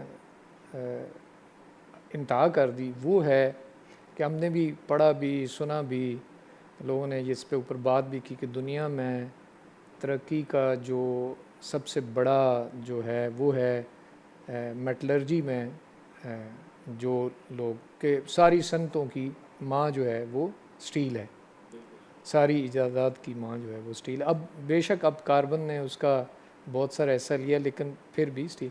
تو جرمن جو ہیں وہ جس خوبصورتی سے سٹیل پہ کام کرتے ہیں، یا جس طریقے سے وہ کام کرتے ہیں، تو میرا خیال ہے ان کے نزدیک کوئی نہیں پہنچتا. لیکن میں نے دیکھا وہ جو بھی کام کرتے ہیں وہ ان کا اپنا ایک انداز ہے. جرمنی میں جائیں آپ، کسی فرنیچر کی دکان پہ چلے جائیں جو جرمن ہوگا، وہ آپ کو بالکل مختلف لگے. میں آپ کو ایک، آپ میڈیا کیا ہے، آپ ساری دنیا کا میڈیا دیکھیں، ڈوائچے ویلے کا صرف آپ اسٹوڈیو دیکھیں، یا اس کا جو انداز ہے بیان کا، یا جو اس کا سامنے جو ٹیبل پڑا ہوا ہوگا یا اس پہ، تو آپ دیکھیں گے وہ بالکل مختلف نظر آئے گا. اس کا سٹائل بھی مختلف، ایون ان کا کنٹینٹ آپ کو بڑا ڈفرینٹ نظر آئے گا. آئی ایم شیور کہ آپ نے دیکھا اچھا، ہوگا. میں اس کی 2-3 مثالیں آپ کو دوں گا میڈیا کے حوالے سے بھی اور ویسے بھی. ایک تو میں نے یہ دیکھا ہے کہ جتنی بھی قوموں نے ترقی کی ہے وہ فوکس بہت ہے، اور وہ جو ہماری طرح یہ ایک جو ہوتا ہے نا کہ جی خیر ہے، مطلب چیزوں کو کیجول نہیں لیتے. جی جی اس کا مطلب یہ نہیں ہے کہ کوئی احساس کمتری ہے. ہمارے لوگ بھی بڑے محنتی ہیں، بہادر ہیں، اور ہماری بڑی سٹرونگ ٹریڈیشن ہے. یہ تو علیحدہ بات ہے کہ ہمیں انڈرمائن کیا گیا اور یہ ہمارے ذہنوں میں گھسایا گیا کہ ہم کوئی کمتر قوم ہے یا ہمارا خطہ کو کمتر ہے. ایسی کوئی بات نہیں. اچھا وہ یہ کہ جو جرمن پروفیسر تھے ولف گینگ لینگسفرڈ, تو میں نے انہیں ایک دفعہ کہا کہ professor please have a seat. وہ کبھی سیٹ پہ نہیں بیٹھتے. تو انہوں نے کہا کہ I don't want to sit like every Pakistani.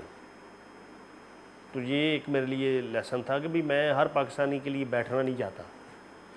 تو دوسرا, آپ یقین جانیں میں آپ کو کہہ رہا ہوں کہ یہ کوئی 30-40 سال پرانی بات ہے, لیکن اب بھی کسی نہ کسی شکل میں ہمارے گھروں میں جرمنی کی کوئی نہ کوئی چیز استعمال ہو رہی ہوگی. یعنی ان کی جو اتنی ریلائبلٹی اور اتنی پائیدار چیزیں وہ بناتے ہیں کہ وہ جن کی ایک لانگ لاسٹنگ امپیکٹ ہوتا ہے. بالکل. دیکھیں نا ان کی ہمارے پاس سامنے ایک مثال ہے کہ دنیا جان گاڑیاں بناتی ہے, لیکن اب اگر آپ سے کوئی پوچھے کہ سب سے بہتر گاڑی کون سی ہے, تو ہو سکتا ہے شروع کے 4-5-6 نام ایسے ہوں جو سارے کے سارے جرمن ہوں گے. ٹھیک ہے. تو جیسے جرمنی میں جا کے پتہ چلا کہ جو دنیا میں امیر لوگ ہیں جن کے پاس یہ سپر کارز ہوتی ہیں جو بہت ہے, تو جرمنی میں بعض ان کے ہائی ویز ایسے ہیں جن پہ سپیڈ لمٹ نہیں ہے. تو دنیا جہان سے لوگ اپنی وہ گاڑیاں لا کے وہاں آ کے وہ اس کو چلاتے ہیں اور جو بھی ان کا پیشن ہے اس کو وہ انجوائے کرتے ہیں. تو پتہ یہ چلا کہ جرمن جو سڑک بناتے ہیں پر کلومیٹر سڑک کی قیمت جو ہے وہ دنیا میں سب سے زیادہ ہے.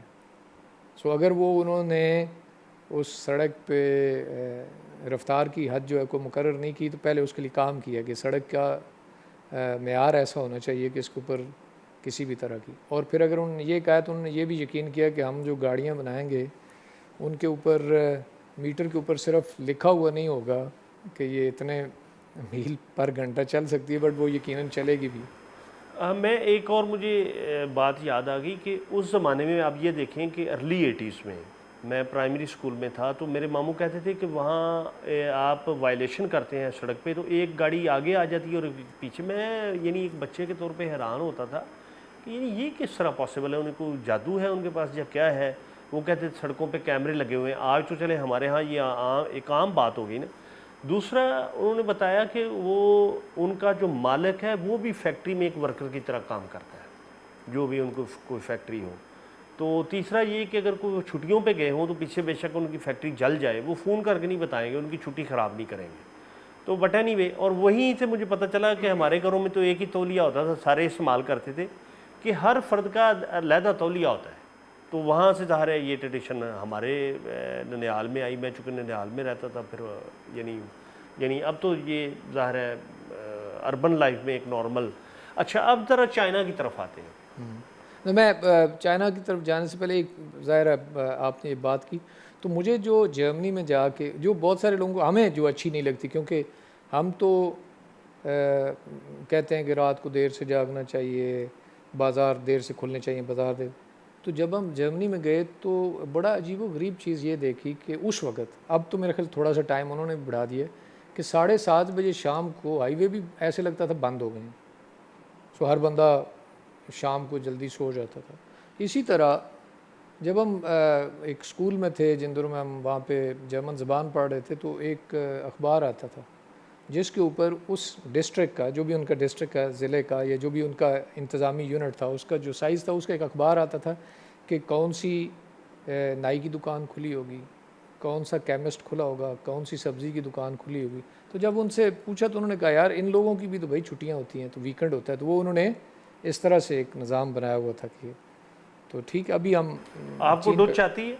میں جرمن میں نے دیکھے لاسٹ ٹائم جب میں نے جرمن بولی تھی تو وہ 1997 تھا, لیکن میں اب بھی جرمن کے ساتھ کچھ گزارا کر لیتا ہوں, لیکن اگر مہینہ بھر کسی کے ساتھ گفتگو کروں تو پھر ایک دم سے اچھی ہو جاتی ہے. بالکل صحیح.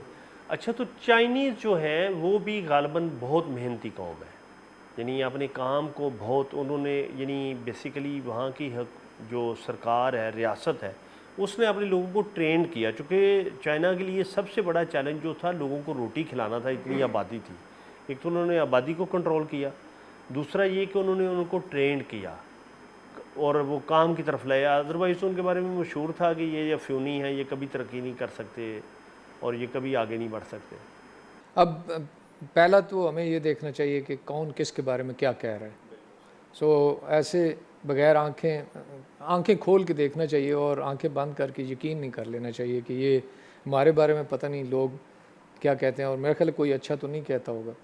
میں نے یہ جب چینامی لکھی تو اس کا جو تھیم تو بڑا ڈفرینٹ تھا کہ چائنا جو ہے وہ ایک عالمی طاقت بن رہا ہے، تو اس کے بارے میں باقی جو عالمی طاقتیں ہیں، یہ باقی لوگوں کا خطے سے اور خطے سے باہر کے لوگوں کا کیا رویہ ہوگا.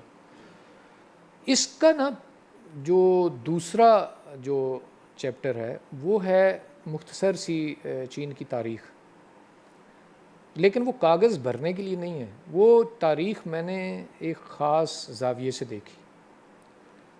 وہ زاویہ یہ تھا کہ میں نے تقریباً ان کی 5000 سال جو کی مختلف سلطنتیں تھیں یا بادشاہتیں تھیں ان کو دیکھا، اور صرف 2 سے 3 چیزوں کے اوپر توجہ کی. وہ تھی کہ ان کی جو سلطنتیں یا بادشاہتیں تھیں وہ ختم کس بات پہ ہوئیں. یہ اس چیپٹر کا لب لباب تھا.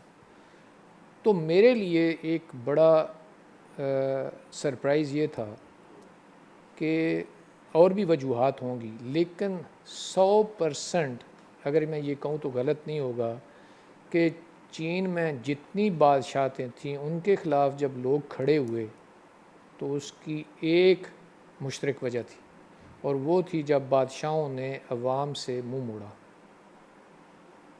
باقی سارے وہ کام ٹھیک کرتے رہے، لیکن جب انہوں نے ان کی جو پبلک کی جو ڈیمانڈ تھی جب اس کو فلفل نہیں کیا تو لوگ ان کے خلاف کھڑے ہو گئے اور وہ بادشاہت گئی. اب جو جدید چین ہے، جب کمیونسٹ پارٹی ہے جو چائنا کی، جب وہ اس نے آزادی حاصل کی یا جب انہوں نے ملک بنایا تو انہوں نے ایک نعرہ لگایا، اور وہ نعرہ تھا کہ ہم چین کو دوبارہ عظیم بنائیں گے، اور اس راستے پہ وہ چل پڑے. تو ماؤ نے بہت لمبا عرصہ ظاہر ہے وہاں پہ قوم کی قیادت کی، اس نے بڑے بڑے کام کیے. اس کے اوپر اس کی ناکامیوں کے اوپر اتنی کتابیں لکھی گئی ہیں کہ، لیکن میں یہ سمجھتا ہوں کہ اس نے بنیاد رکھی. اس میں ظاہر ہے وہ اتنا بڑا ملک تھا، چین میں جا کے ہی پتہ چلتا ہے کہ وہ کتنا بڑا ملک ہے، باہر سے نہیں پتہ چل جاتا. میں نے اس کتاب میں ایسے ہی ایک ریفرنس دیا کہ چین میں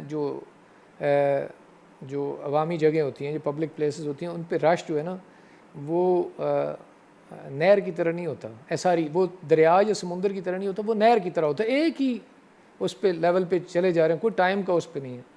اتنی بڑی آبادی کو کھانا پورا کرنا، ان کو ڈسپلن کرنا، ان کو ایک سمت دینا، ان کو ایک ترقی کا راستہ دکھانا، یہ کوئی معمولی بات نہیں تھی. یہ لوگ سنگاپور کی اور دبئی کی بات کرتے ہیں، وہ ایک مختلف بات. اس نے ایک سمت دی، پھر اگلی آنے والی جتنی قیادت تھی انہوں نے اس سمت پہ آگے کام کیا، تو آج چین دیکھیں وہاں. لیکن اس کے بیچ میں آپ کو ایک اور پہلو اس کا یہ بتاؤں کہ کمیونسٹ پارٹی سے پہلے چین میں عورتوں کا کوئی مقام نہیں تھا، اور عورتیں کم و بیش ہر معاشرے میں 50% پاپولیشن کا حصہ ہوتی ہے. ماؤ کی یہ بہت، میرا خیال ہے یہ سب سے بڑی ریولوشن تھی کہ اس نے وہ 50% جو آبادی تھی اس کو امپاور کیا. پرانے چین میں، وہ چین جس کو ہم کہتے ہیں وہ افیونیوں کا چین تھا، اس میں عورت کو بکری کی طرح ٹریٹ کیا جاتا تھا، ایک کموڈٹی تھی. ایون یہاں تک کہ آپ نے دیکھا ہوگا کہ عورتوں کے پاؤں بچپن میں رسی سے باندھ دی جاتے تھے تاکہ پاؤں چھوٹے رہ سکیں اور یہ خاص انداز سے چلیں اور خاص فاصلے سے آگے نہ جا سکیں. تو اب آپ چین میں جائیں تو وہاں پہ عورت کو جو سوشل پروٹیکشن ہے وہ، اور جو اس کی امپاورمنٹ ہے وہ اور دنیا میں کہیں نہیں.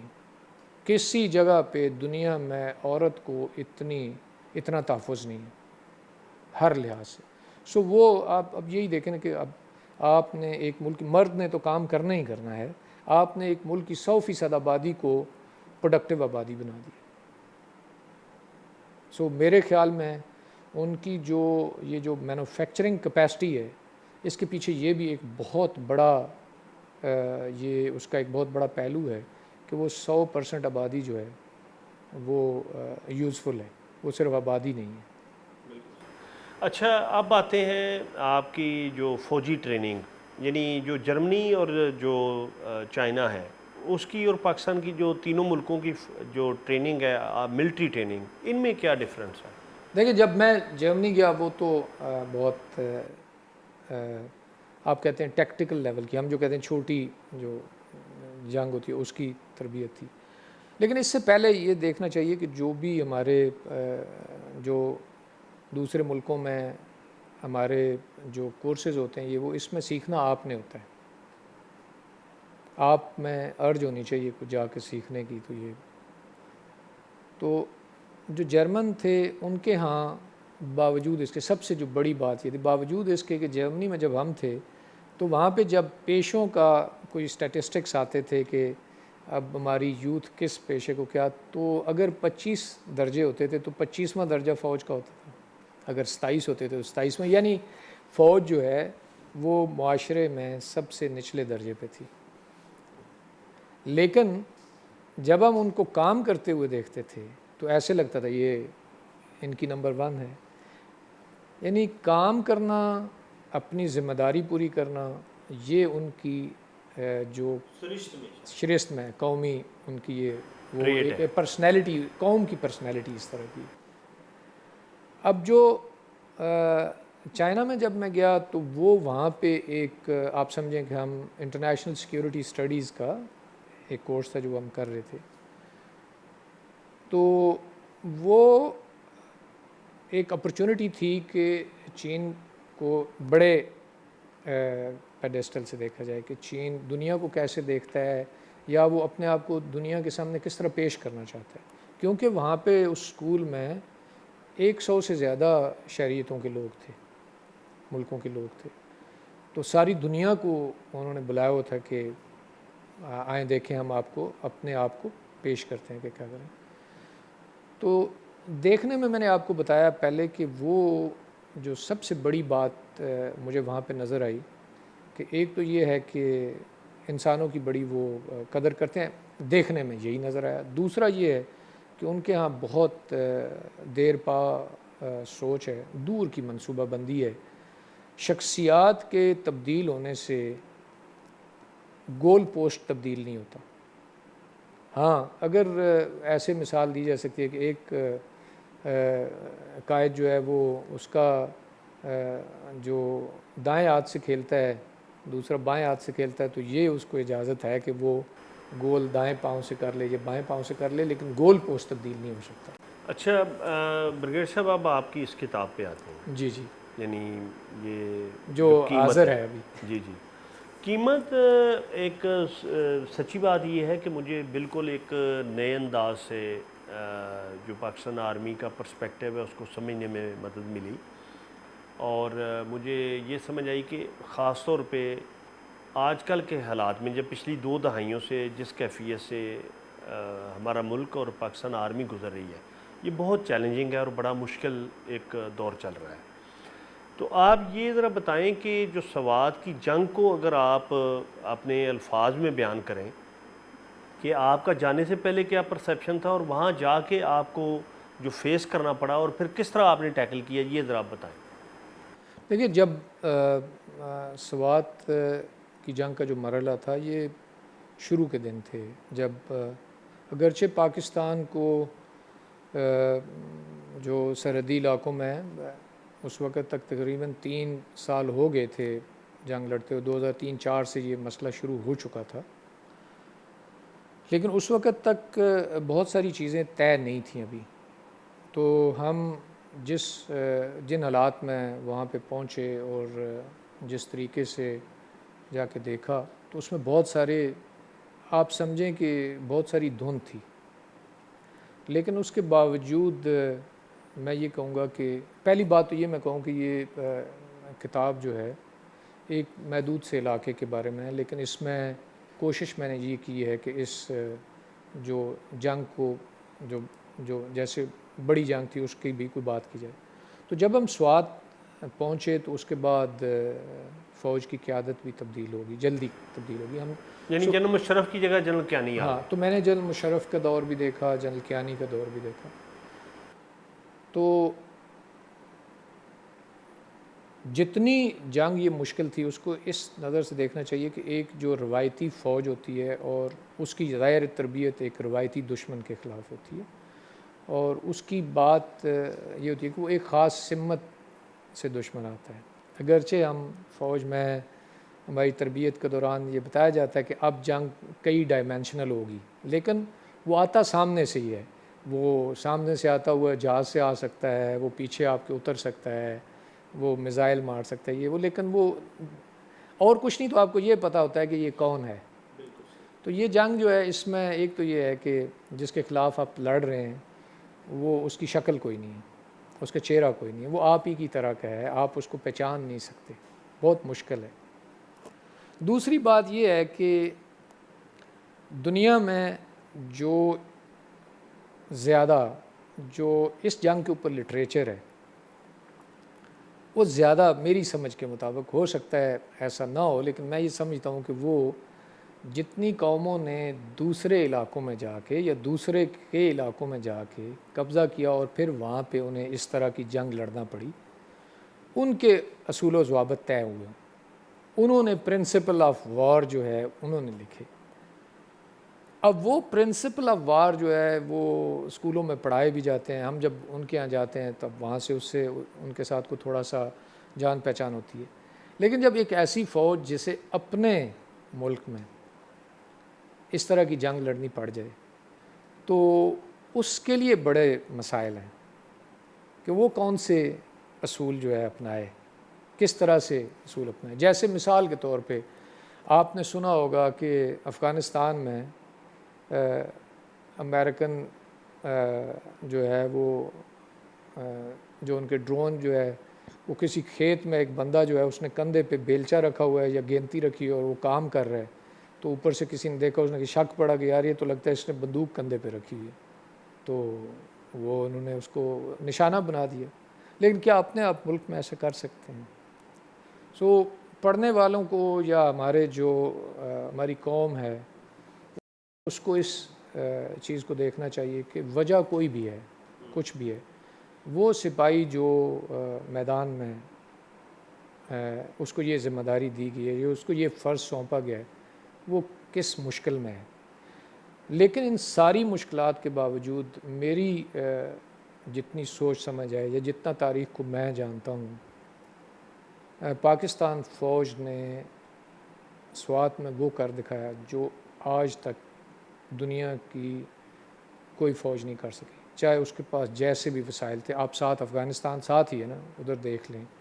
اور جن لوگوں نے سوات دیکھا ہوا ہے اور جو تھوڑا بہت جنگ کو سمجھتے ہیں تو انہیں یہ اندازہ ہوگا کہ اس علاقے میں جنگ لڑنا کتنا مشکل ہو سکتا ہے، اور خاص طور پہ جب آپ کو دشمن کا پتہ ہی نہ ہو. دشمن ہر جگہ ہے اور نہیں بھی ہے. اچھا، آپ نے خود بھی کتاب میں ذکر کیا جب آپ ایک گھر کی چھت پہ چڑھے ایک آپریشن کے دوران تو ایک بچی نے باہر نکل کے، یعنی وہ آپ نے کہا کہ اس میں بڑے بڑے لوگوں کا جو حوصلہ جواب دے جاتا ہے، لیکن وہ بچی باہر نکل کے تو وہ کہتی کہ پہلے تم ان کو بیچتے ہو اور پھر خود مارنے آ جاتے ہو، جو کثر ہے تم خود وہ تباہی کر کے تباہی کرنے خود آ جاتے ہو. تو یہ جو نعرہ بھی بڑا دن بدن عام لوگوں میں پینیٹریٹ کرتا جا رہا ہے، اور یہ وہ اس طرح کی باتیں کہ یہ جو وردی ہے اس کے پیچھے دہشت گردی ہے، تو اس کا سامنا تو آپ کو بھی بہت یعنی اپنی کرول فارم شکل میں کرنا پڑا. تو اس کی وجہ کیا ہے دیکھیں نعرہ لگنے کی؟ آج کل آپ نے ایک طرف یہ ہے تو دوسری طرف آپ نے یہ بات سنی ہوگی کہ جو ذرائع ابلاغ کے اوپر یا جو یہ ایک ٹیررزم کی ایک نئی شکل ہے یہ. سو تاثرات کیسے بنتے ہیں، بیانیے کیسے بنتے ہیں، اور اگر آپ یہ میدان کسی کے لیے کھلا چھوڑ دیں تو عوام تو آہستہ آہستہ اس بات پہ یقین کرنا شروع ہوگی جو ان کو بتائی جاتی ہے. جیسے وہ ہٹلر کے جو انفارمیشن منسٹر تھا جس کو ویسٹ پراپوگنڈا منسٹر کہتی تھی، تو اس نے ہٹلر کو یہ کہا کہ give me money I will make people believe dual is God.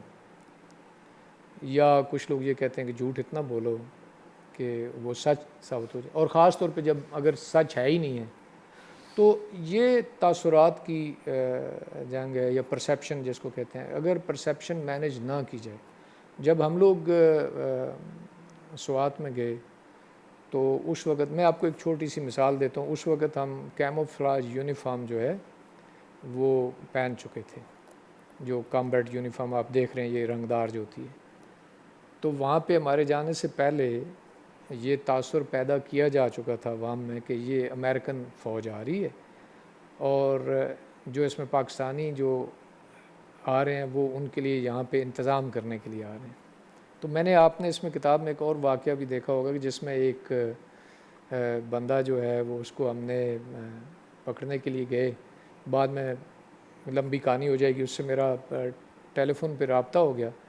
تو میں نے اسے کہا کہ تم ہتھیار پھینک دو اور ہم تمہارا خیال کریں گے. تو اس نے مجھے کہا کہ آپ لوگ تو دایاں بازو اور بائیں ٹانگ توڑ دیتے ہو، تو میں تو غریب آدمی ہوں، میرے بچے بھوکے مار جائیں گے.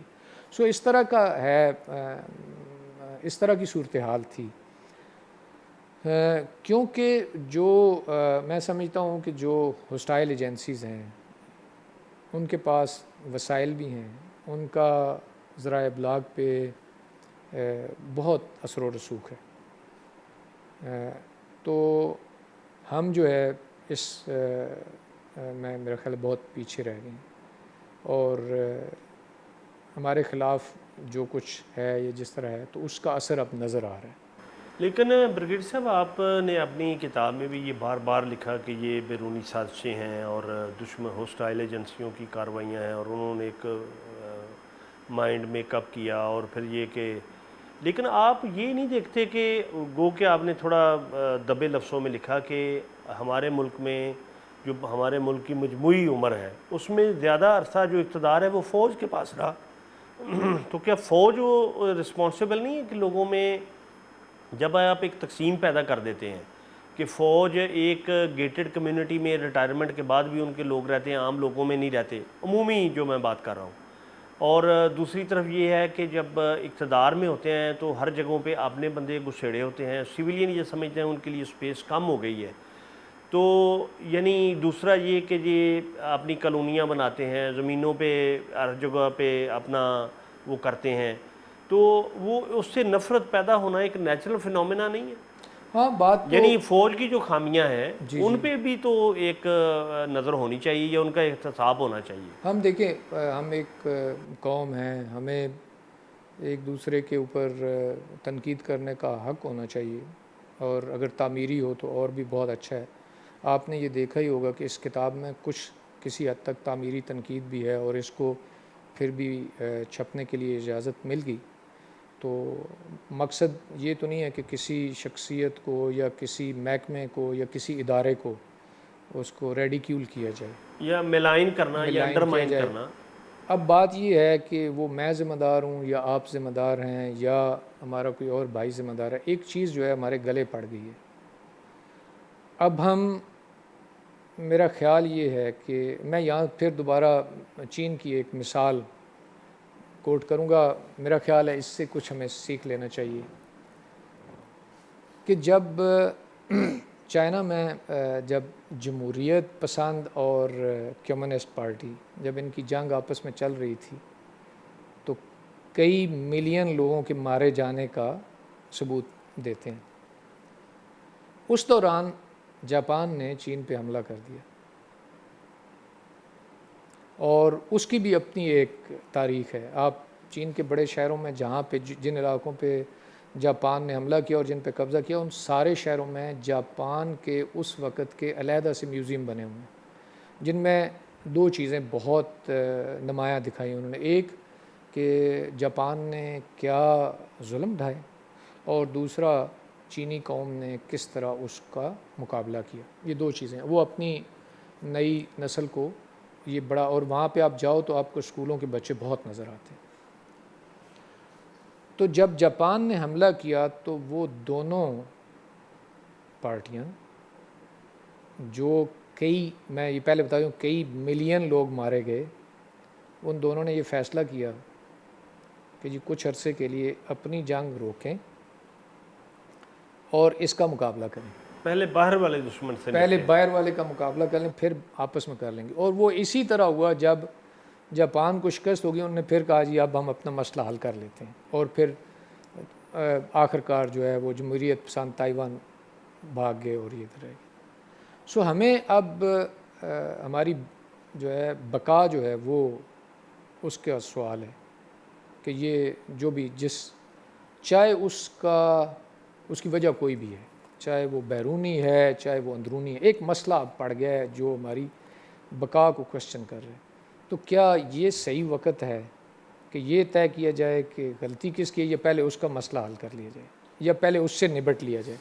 تو میں اگر مجھ سے آپ پوچھیں تو زندہ قومیں یا جو دنیا میں اپنے آپ کو منوانا چاہتی ہیں وہ اپنی ترجیحات سے ہی درست کرتی ہیں، ان کی سب سے بڑی خوبی یہ ہوتی ہے۔ تو ہمیں اپنی ترجیحات کو درست کرنا چاہیے کہ اس وقت کیا ہے، کیا ہم ایک دوسرے کے اوپر کیچڑ اچھالنے سے، جو ایک سڑک کے کنارے پہ ایک بم لگا ہوتا ہے یا ایک خودکش جو ہے گاڑی جو ہے، وہ کیا یہ پہچانے گی کہ یہ اکمل گھمن صاحب کا میڈیا سے ہے، ان کو نہیں مارتی تو عبد الرحمن جو ہے یہ پرانا فوجی ہے اس کو مار دوں؟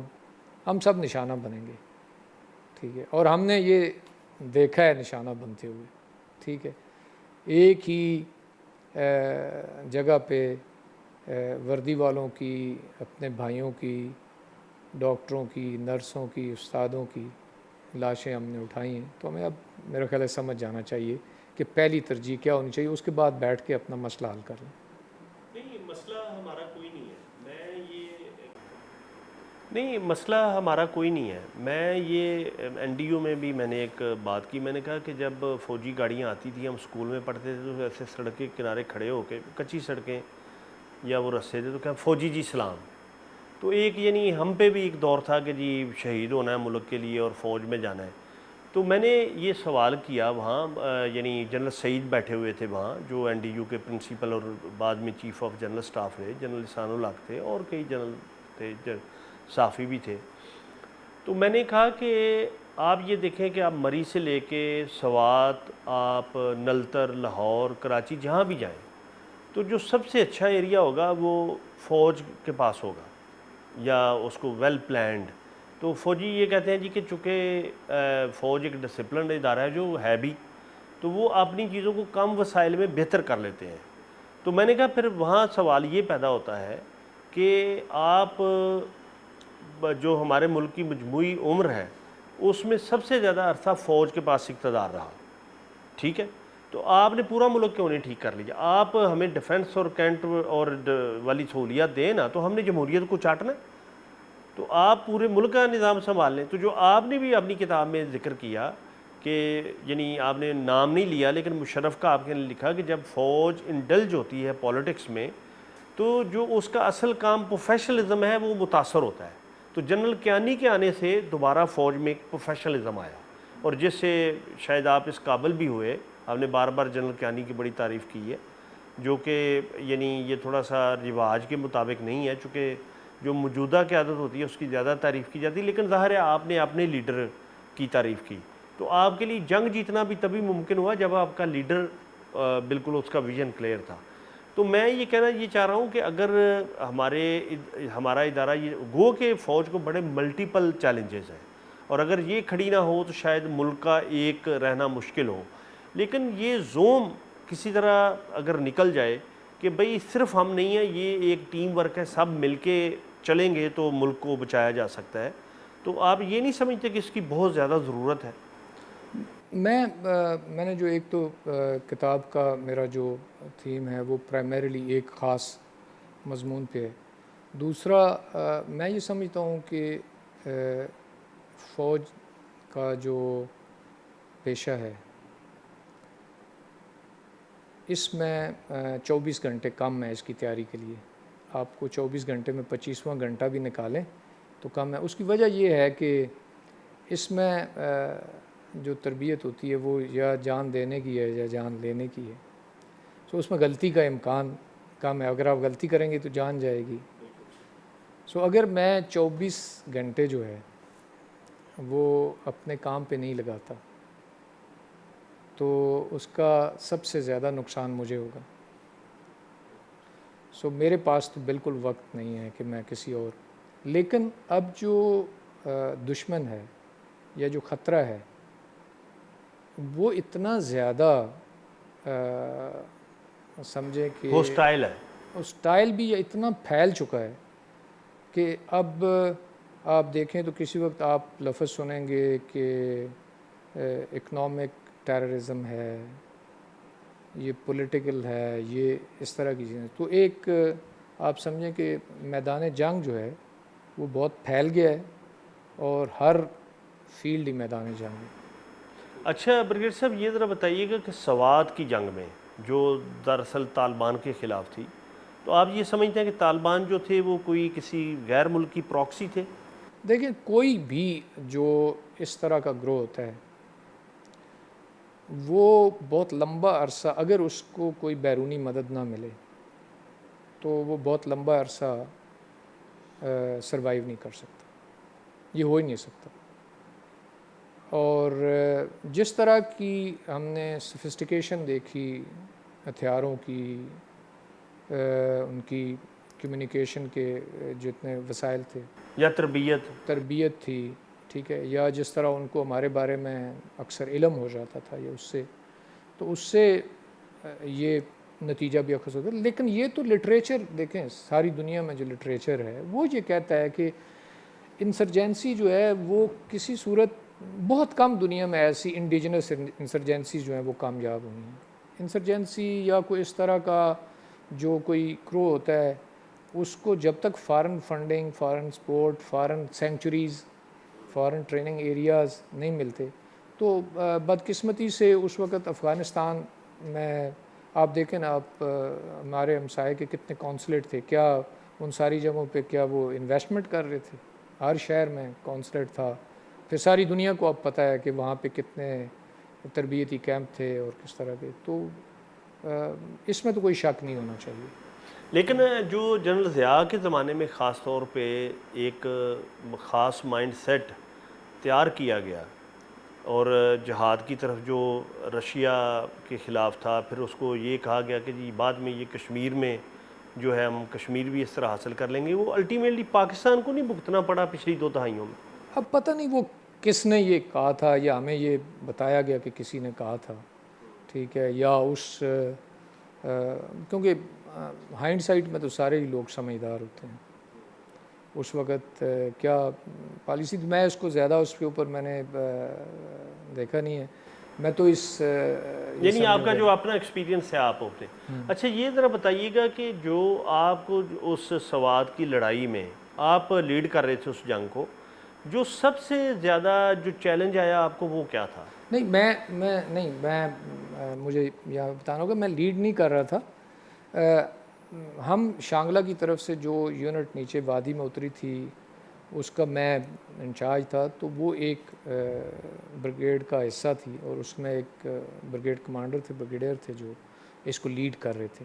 میں تو ایک علاقہ جو ہمارا علاقہ تھا مدین سے گلی باغ تک کا علاقہ جو تھا, اس علاقے میں ہم, لیکن اور اپنے اپنے فوج میں جیسے علاقے بانٹے ہوتے ہیں کہ کس کی ذمہ داری ہے کیا. ایک مالا کنڈ میں ایک ڈویژن تھا, وہ دریا گلی باغ سے مینگورہ کی طرف اور دریا کے مغرب کی طرف اس کی ذمہ داری تھی.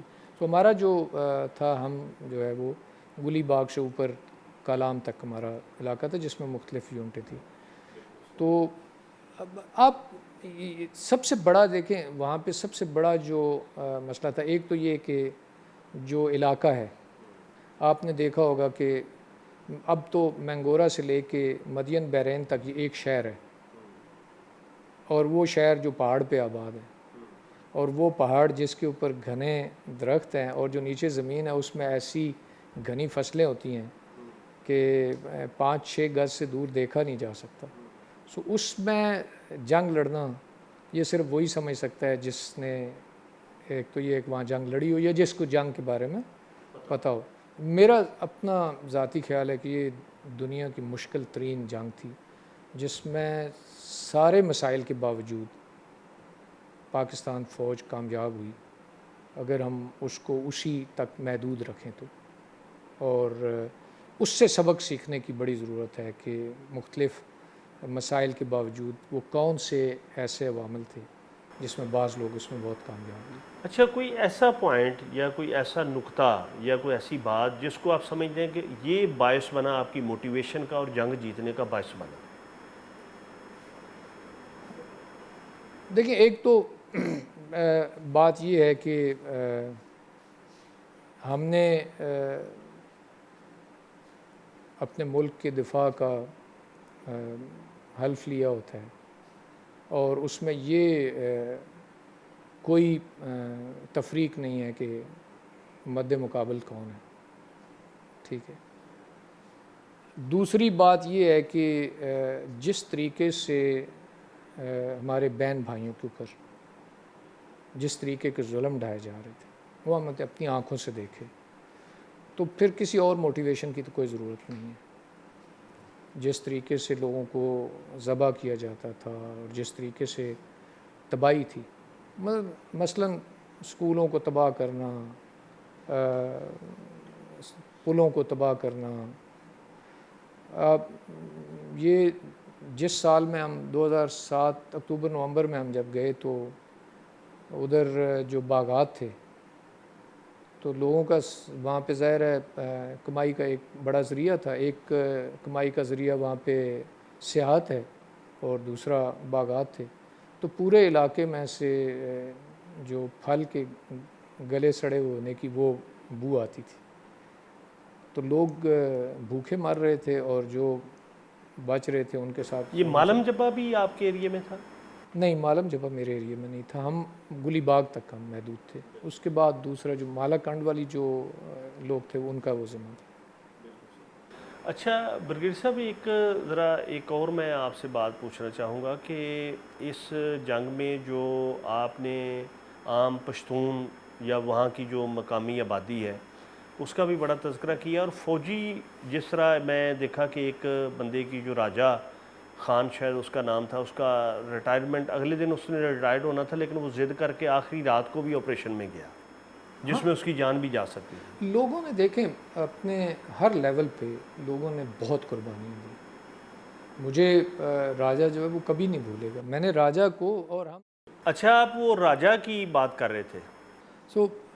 راجہ کی طرح کے اور بھی بہت لوگ تھے لیکن وہ کیونکہ ایک ایسا چھوٹا سا ایک آپریشن ایسا تھا جس کو بالکل آپ سمجھیں کہ اندھیرے میں تھا. کچھ نہیں پتہ تھا کہ دشمن کدھر ہے، کہاں سے آئے گا، اور وہ بیچ میں آگے جا کے ایسا ہوا بھی آپ نے پڑھا ہوگا. تو لیکن اس نے جو بات کی بس وہ ایسی بات کر کے کہ اگر کسی وقت آپ کا ارادہ جو ہے وہ تھوڑا ڈگمگاتا ہے یا آپ کو تھوڑا سا خوف کا عنصر یا کوئی ڈر کا عنصر ہوتا ہے تو وہ ختم ہو گیا کہ ایک ایسا بندہ جس کو قانوناً ہی نہیں جانا چاہیے تھا ہمارے ساتھ یا اس کو کوئی ضرورت نہیں تھی، وہ اس کے باوجود جو ہے موت کو سامنے دیکھتے ہوئے جو ہے وہ ہمارے ساتھ چل پڑا. اور پھر جس طریقے سے اس نے آخر پہ جا کے ہمیں ایک بالکل جو آپ سمجھیں کہ یقینی تباہی تھی، اس نے آخر ٹائم پہ جا کے جیسے مشورہ دیا اور جس طریقے سے ہم نکلے وہ بڑا ہی غیر معمولی واقعہ تھا. اچھا برگیڈیئر صاحب، آپ نے ایک اور بات لکھی کہ وہاں جا کے آپ کو پتہ چلا کہ جو مساجد کے بارے میں ہر مسجد کے باہر لکھا ہوتا ہے عمومی طور پہ کہ مسجد زیر تعمیر ہے، تو وہاں کتنا یعنی ایک سوسائٹی کا دوسرا رخ پلتا رہا. یہ فنامنا تو پورے ملک میں ہی ہے لیکن وہاں پہ کچھ زیادہ تھا. اس کے کئی میرا خیال ہے عوامل ہو سکتے ہیں. ایک تو یہ کہ جو لوگ بھی معاشرے میں سے جو سیاحت کے لیے جاتے ہیں عام طور پہ وہ آسودہ ہوتے ہیں، تو جب وہ جاتے ہیں تو مجھے یقین ہے کہ وہ چندہ بھی زیادہ دیتے ہوں گے. دوسرا یہ ہو سکتا ہے کوئی بیرونی امداد بھی جو آتی ہے. اور تیسرا یہ ہے کہ وہاں پہ آبادی بھی بہت زیادہ تھی کہ جو لوگوں کے بچے تھے, غریب لوگوں کے ہاں بہت بچے تھے. جب بھی کسی گاؤں میں جاتے تھے تو ایک ہی عمر کے بچے دیکھ کے تو پریشانی یہ ہوتی تھی کہ ان کا کیا بنے گا. تو والدین جو ہے میرا خیال ہے اس کا ایک غریب لوگ جو تھے وہ ایک ان کے نزدیک یہ ایک بڑا مناسب سا انتظام تھا کہ بچوں کو مدرسے میں بھیج دیں. آگے وہ مدرسے میں کیا پڑھتے ہیں, کیا پڑھاتے ہیں, ایک چیز تو یقینی تھی کہ ان کو پہننے کو کپڑے اور کھانے کو کھانا ضرور مل جائے گا. تو اس وجہ سے بھی مدرسے بہت زیادہ تھے اور بہت بچے. بیسیکلی وہ ایک کاروبار کی شکل بھی اختیار کر کہہ گیا, سکتے یعنی ہیں نیکی کہ اپنی جگہ پہ, ثواب اپنی جگہ پہ, جی ہاں اور کاروبار کا کاروبار بھی. جی. میں نے ایک آپ نے اس میں ایک مدرسے کا میں نے ذکر بھی کیا تھا کہ اس کا جو معیار تھا وہ اتنا اعلیٰ تھا کہ مجھے تو یہ سمجھ نہیں آئی کہ وہ اس کے پیچھے کون کس کی جو ہے وہ فنڈنگ تھی. بہت بڑا مدرسہ تھا اور بہت اعلیٰ معیار کا تھا. تو ایسے کئی تھے. لیکن وہ طالبان کی اماج گاہ تھا. ہو سکتا ہے, ہم نے وہاں دیکھا تو نہیں تھا لیکن ایسا ہو سکتا ہے. اور اگر نہیں بھی ہو تو جس کے ہاتھ میں بندوق ہوتی ہے ساری جگہ اس کی اماجگاہ ہو جاتی ہے. ہاں. اچھا بریگیڈیئر صاحب, آپ کا ایک جو زندگی کا حصہ ہے وہ آپ نے ریٹائرمنٹ کے بعد نادرا میں بھی کتنے سال آپ نے گزارے؟ میں نے 3 سال. اور اب کون سا شعبہ دیکھتے تھے؟ میں اس کا جو افرادی قوت جسے ہیومن ریسورس کہتے تو ہیں اس میں آپ کیا تھے؟ میں اس کا انچارج تھا. یعنی اس کو کہتے ہیں چیف ہیومن ریسورس آفیسر.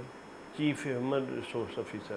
تو اس میں ایک ہم نے سٹوری بھی پڑھی غالباً بلوچستان کے کسی جوب کی, شاید پشین کی. پشین. تو وہاں کا جو ایک سینیٹری ورکر تھا وہ اسسٹنٹ ڈائریکٹر بن گیا. تو یہ آپ کے دور میں ہی ہوا؟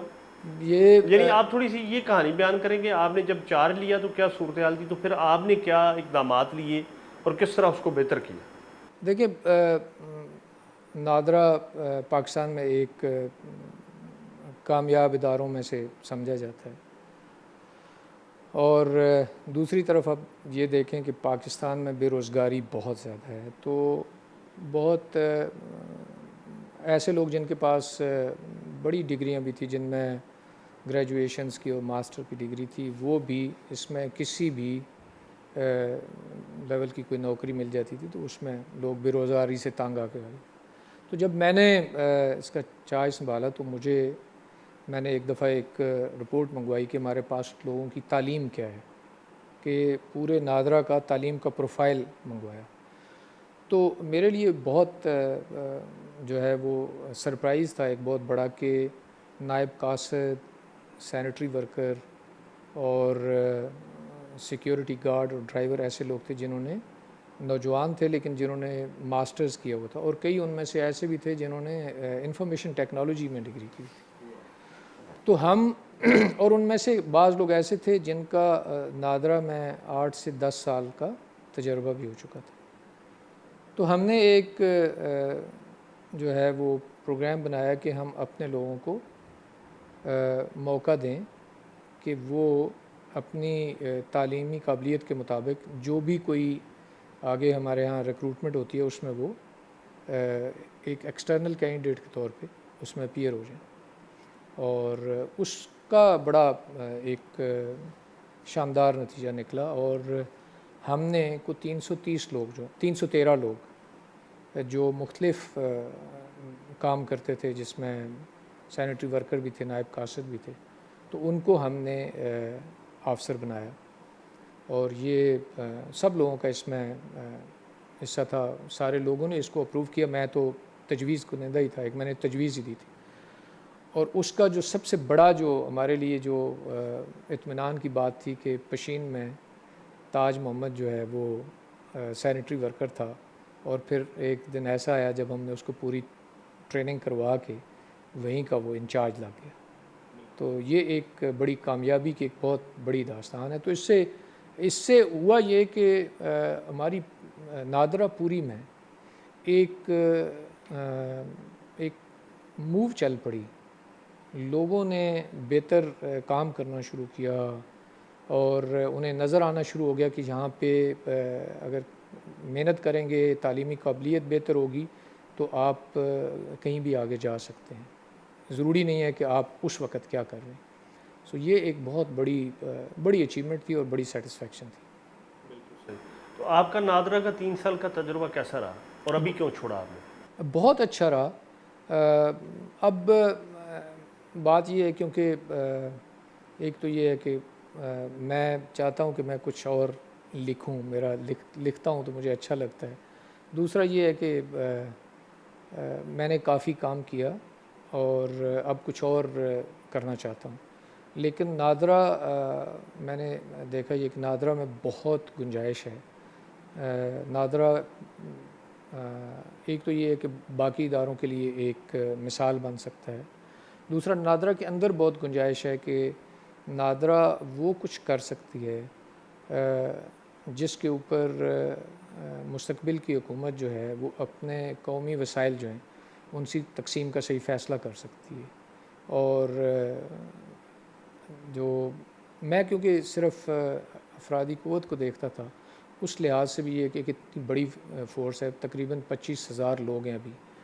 تو یہ 25,000 لوگ جو ہے ان کو صحیح تربیت دی جائے اور جو نادرا کا خاص طور پہ انفارمیشن ٹیکنالوجی کا جو شعبہ ہے وہ ملک میں ایک ایسا بریڈر شعبہ بن سکتا ہے کہ جس میں سے لوگ انفارمیشن ٹیکنالوجی کے باقی جتنے شعبے ہیں ان میں جا سکتے ہیں اور یہاں سے تجربہ حاصل کر کے باہر جا سکتے ہیں اور دنیا میں نام پیدا کر سکتے ہیں.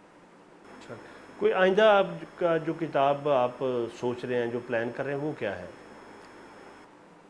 میں ابھی ایک تھیم ہے جس کے اوپر کام کر رہا ہوں اور وہ بھی کچھ اسی طرح جیو پالیٹکس کے اوپر ہے کہ جو خطے میں جو تبدیلیاں آ رہی ہیں اس کا پاکستان پہ اور پاکستان سے آگے جو مسلمان ممالک ہیں ان کے اوپر کیا اثر پڑ سکتا ہے اور کیا ان کے پاس وقت ہے کہ وہ اپنے جو باہمی اختلافات ہیں اس میں ایک دوسرے کو کمزور کریں یا ان کے نزدیک کوئی اور بھی ان کے پاس آپشن ہے. تو ایک سمجھیں کہ تحقیق سی کر رہا ہوں، ابھی اس کا کوئی شکل تو نہیں بن پا رہی، لیکن اس کا تھیم یہ ہے کہ میں دیکھوں کہ خطے میں بہت بڑی تبدیلیاں، دنیا میں بھی بہت بڑی تبدیلیاں آ رہی ہیں، لیکن اس خطے میں بہت بڑی تبدیلیاں، ایسی تبدیلیاں آ رہی ہیں جن سے میرے خیال میں جو عالمی طاقت کا توازن ہے اس کے اوپر اثر پڑے گا. اور وہ جو ایک کسی زمانے میں جو یہ سنا کرتے تھے کہ اگلی یہ جو 21ویں صدی ہے یہ ایشیا کی صدی ہے، تو میرا خیال ہے وہ حقیقت بنتی ہوئی نظر آتی ہے. اور اگر وہ حقیقت بنتی ہوئی نظر آتی ہے تو بعض ممالک جن پاکستان بھی شامل ہے ان کے پاس وقت بہت کم ہے کہ وہ اپنا گھر ٹھیک کریں اور اپنے معاملات درست کریں تاکہ وہ ایشیا کی صدی سے اپنے حصے کا فائدہ حاصل کر سکیں. بریگیڈیئر ریٹائرڈ عبد الرحمن تارڑ صاحب، آپ سے بہت اچھی گفتگو رہی اور بڑا اچھا لگا آپ سے گفتگو کر کے. آئندہ انشاءاللہ کسی اور نشست پہ مزید گفتگو کریں گے. Thank you very much. بہت شکریہ. Thank you. بہت شکریہ.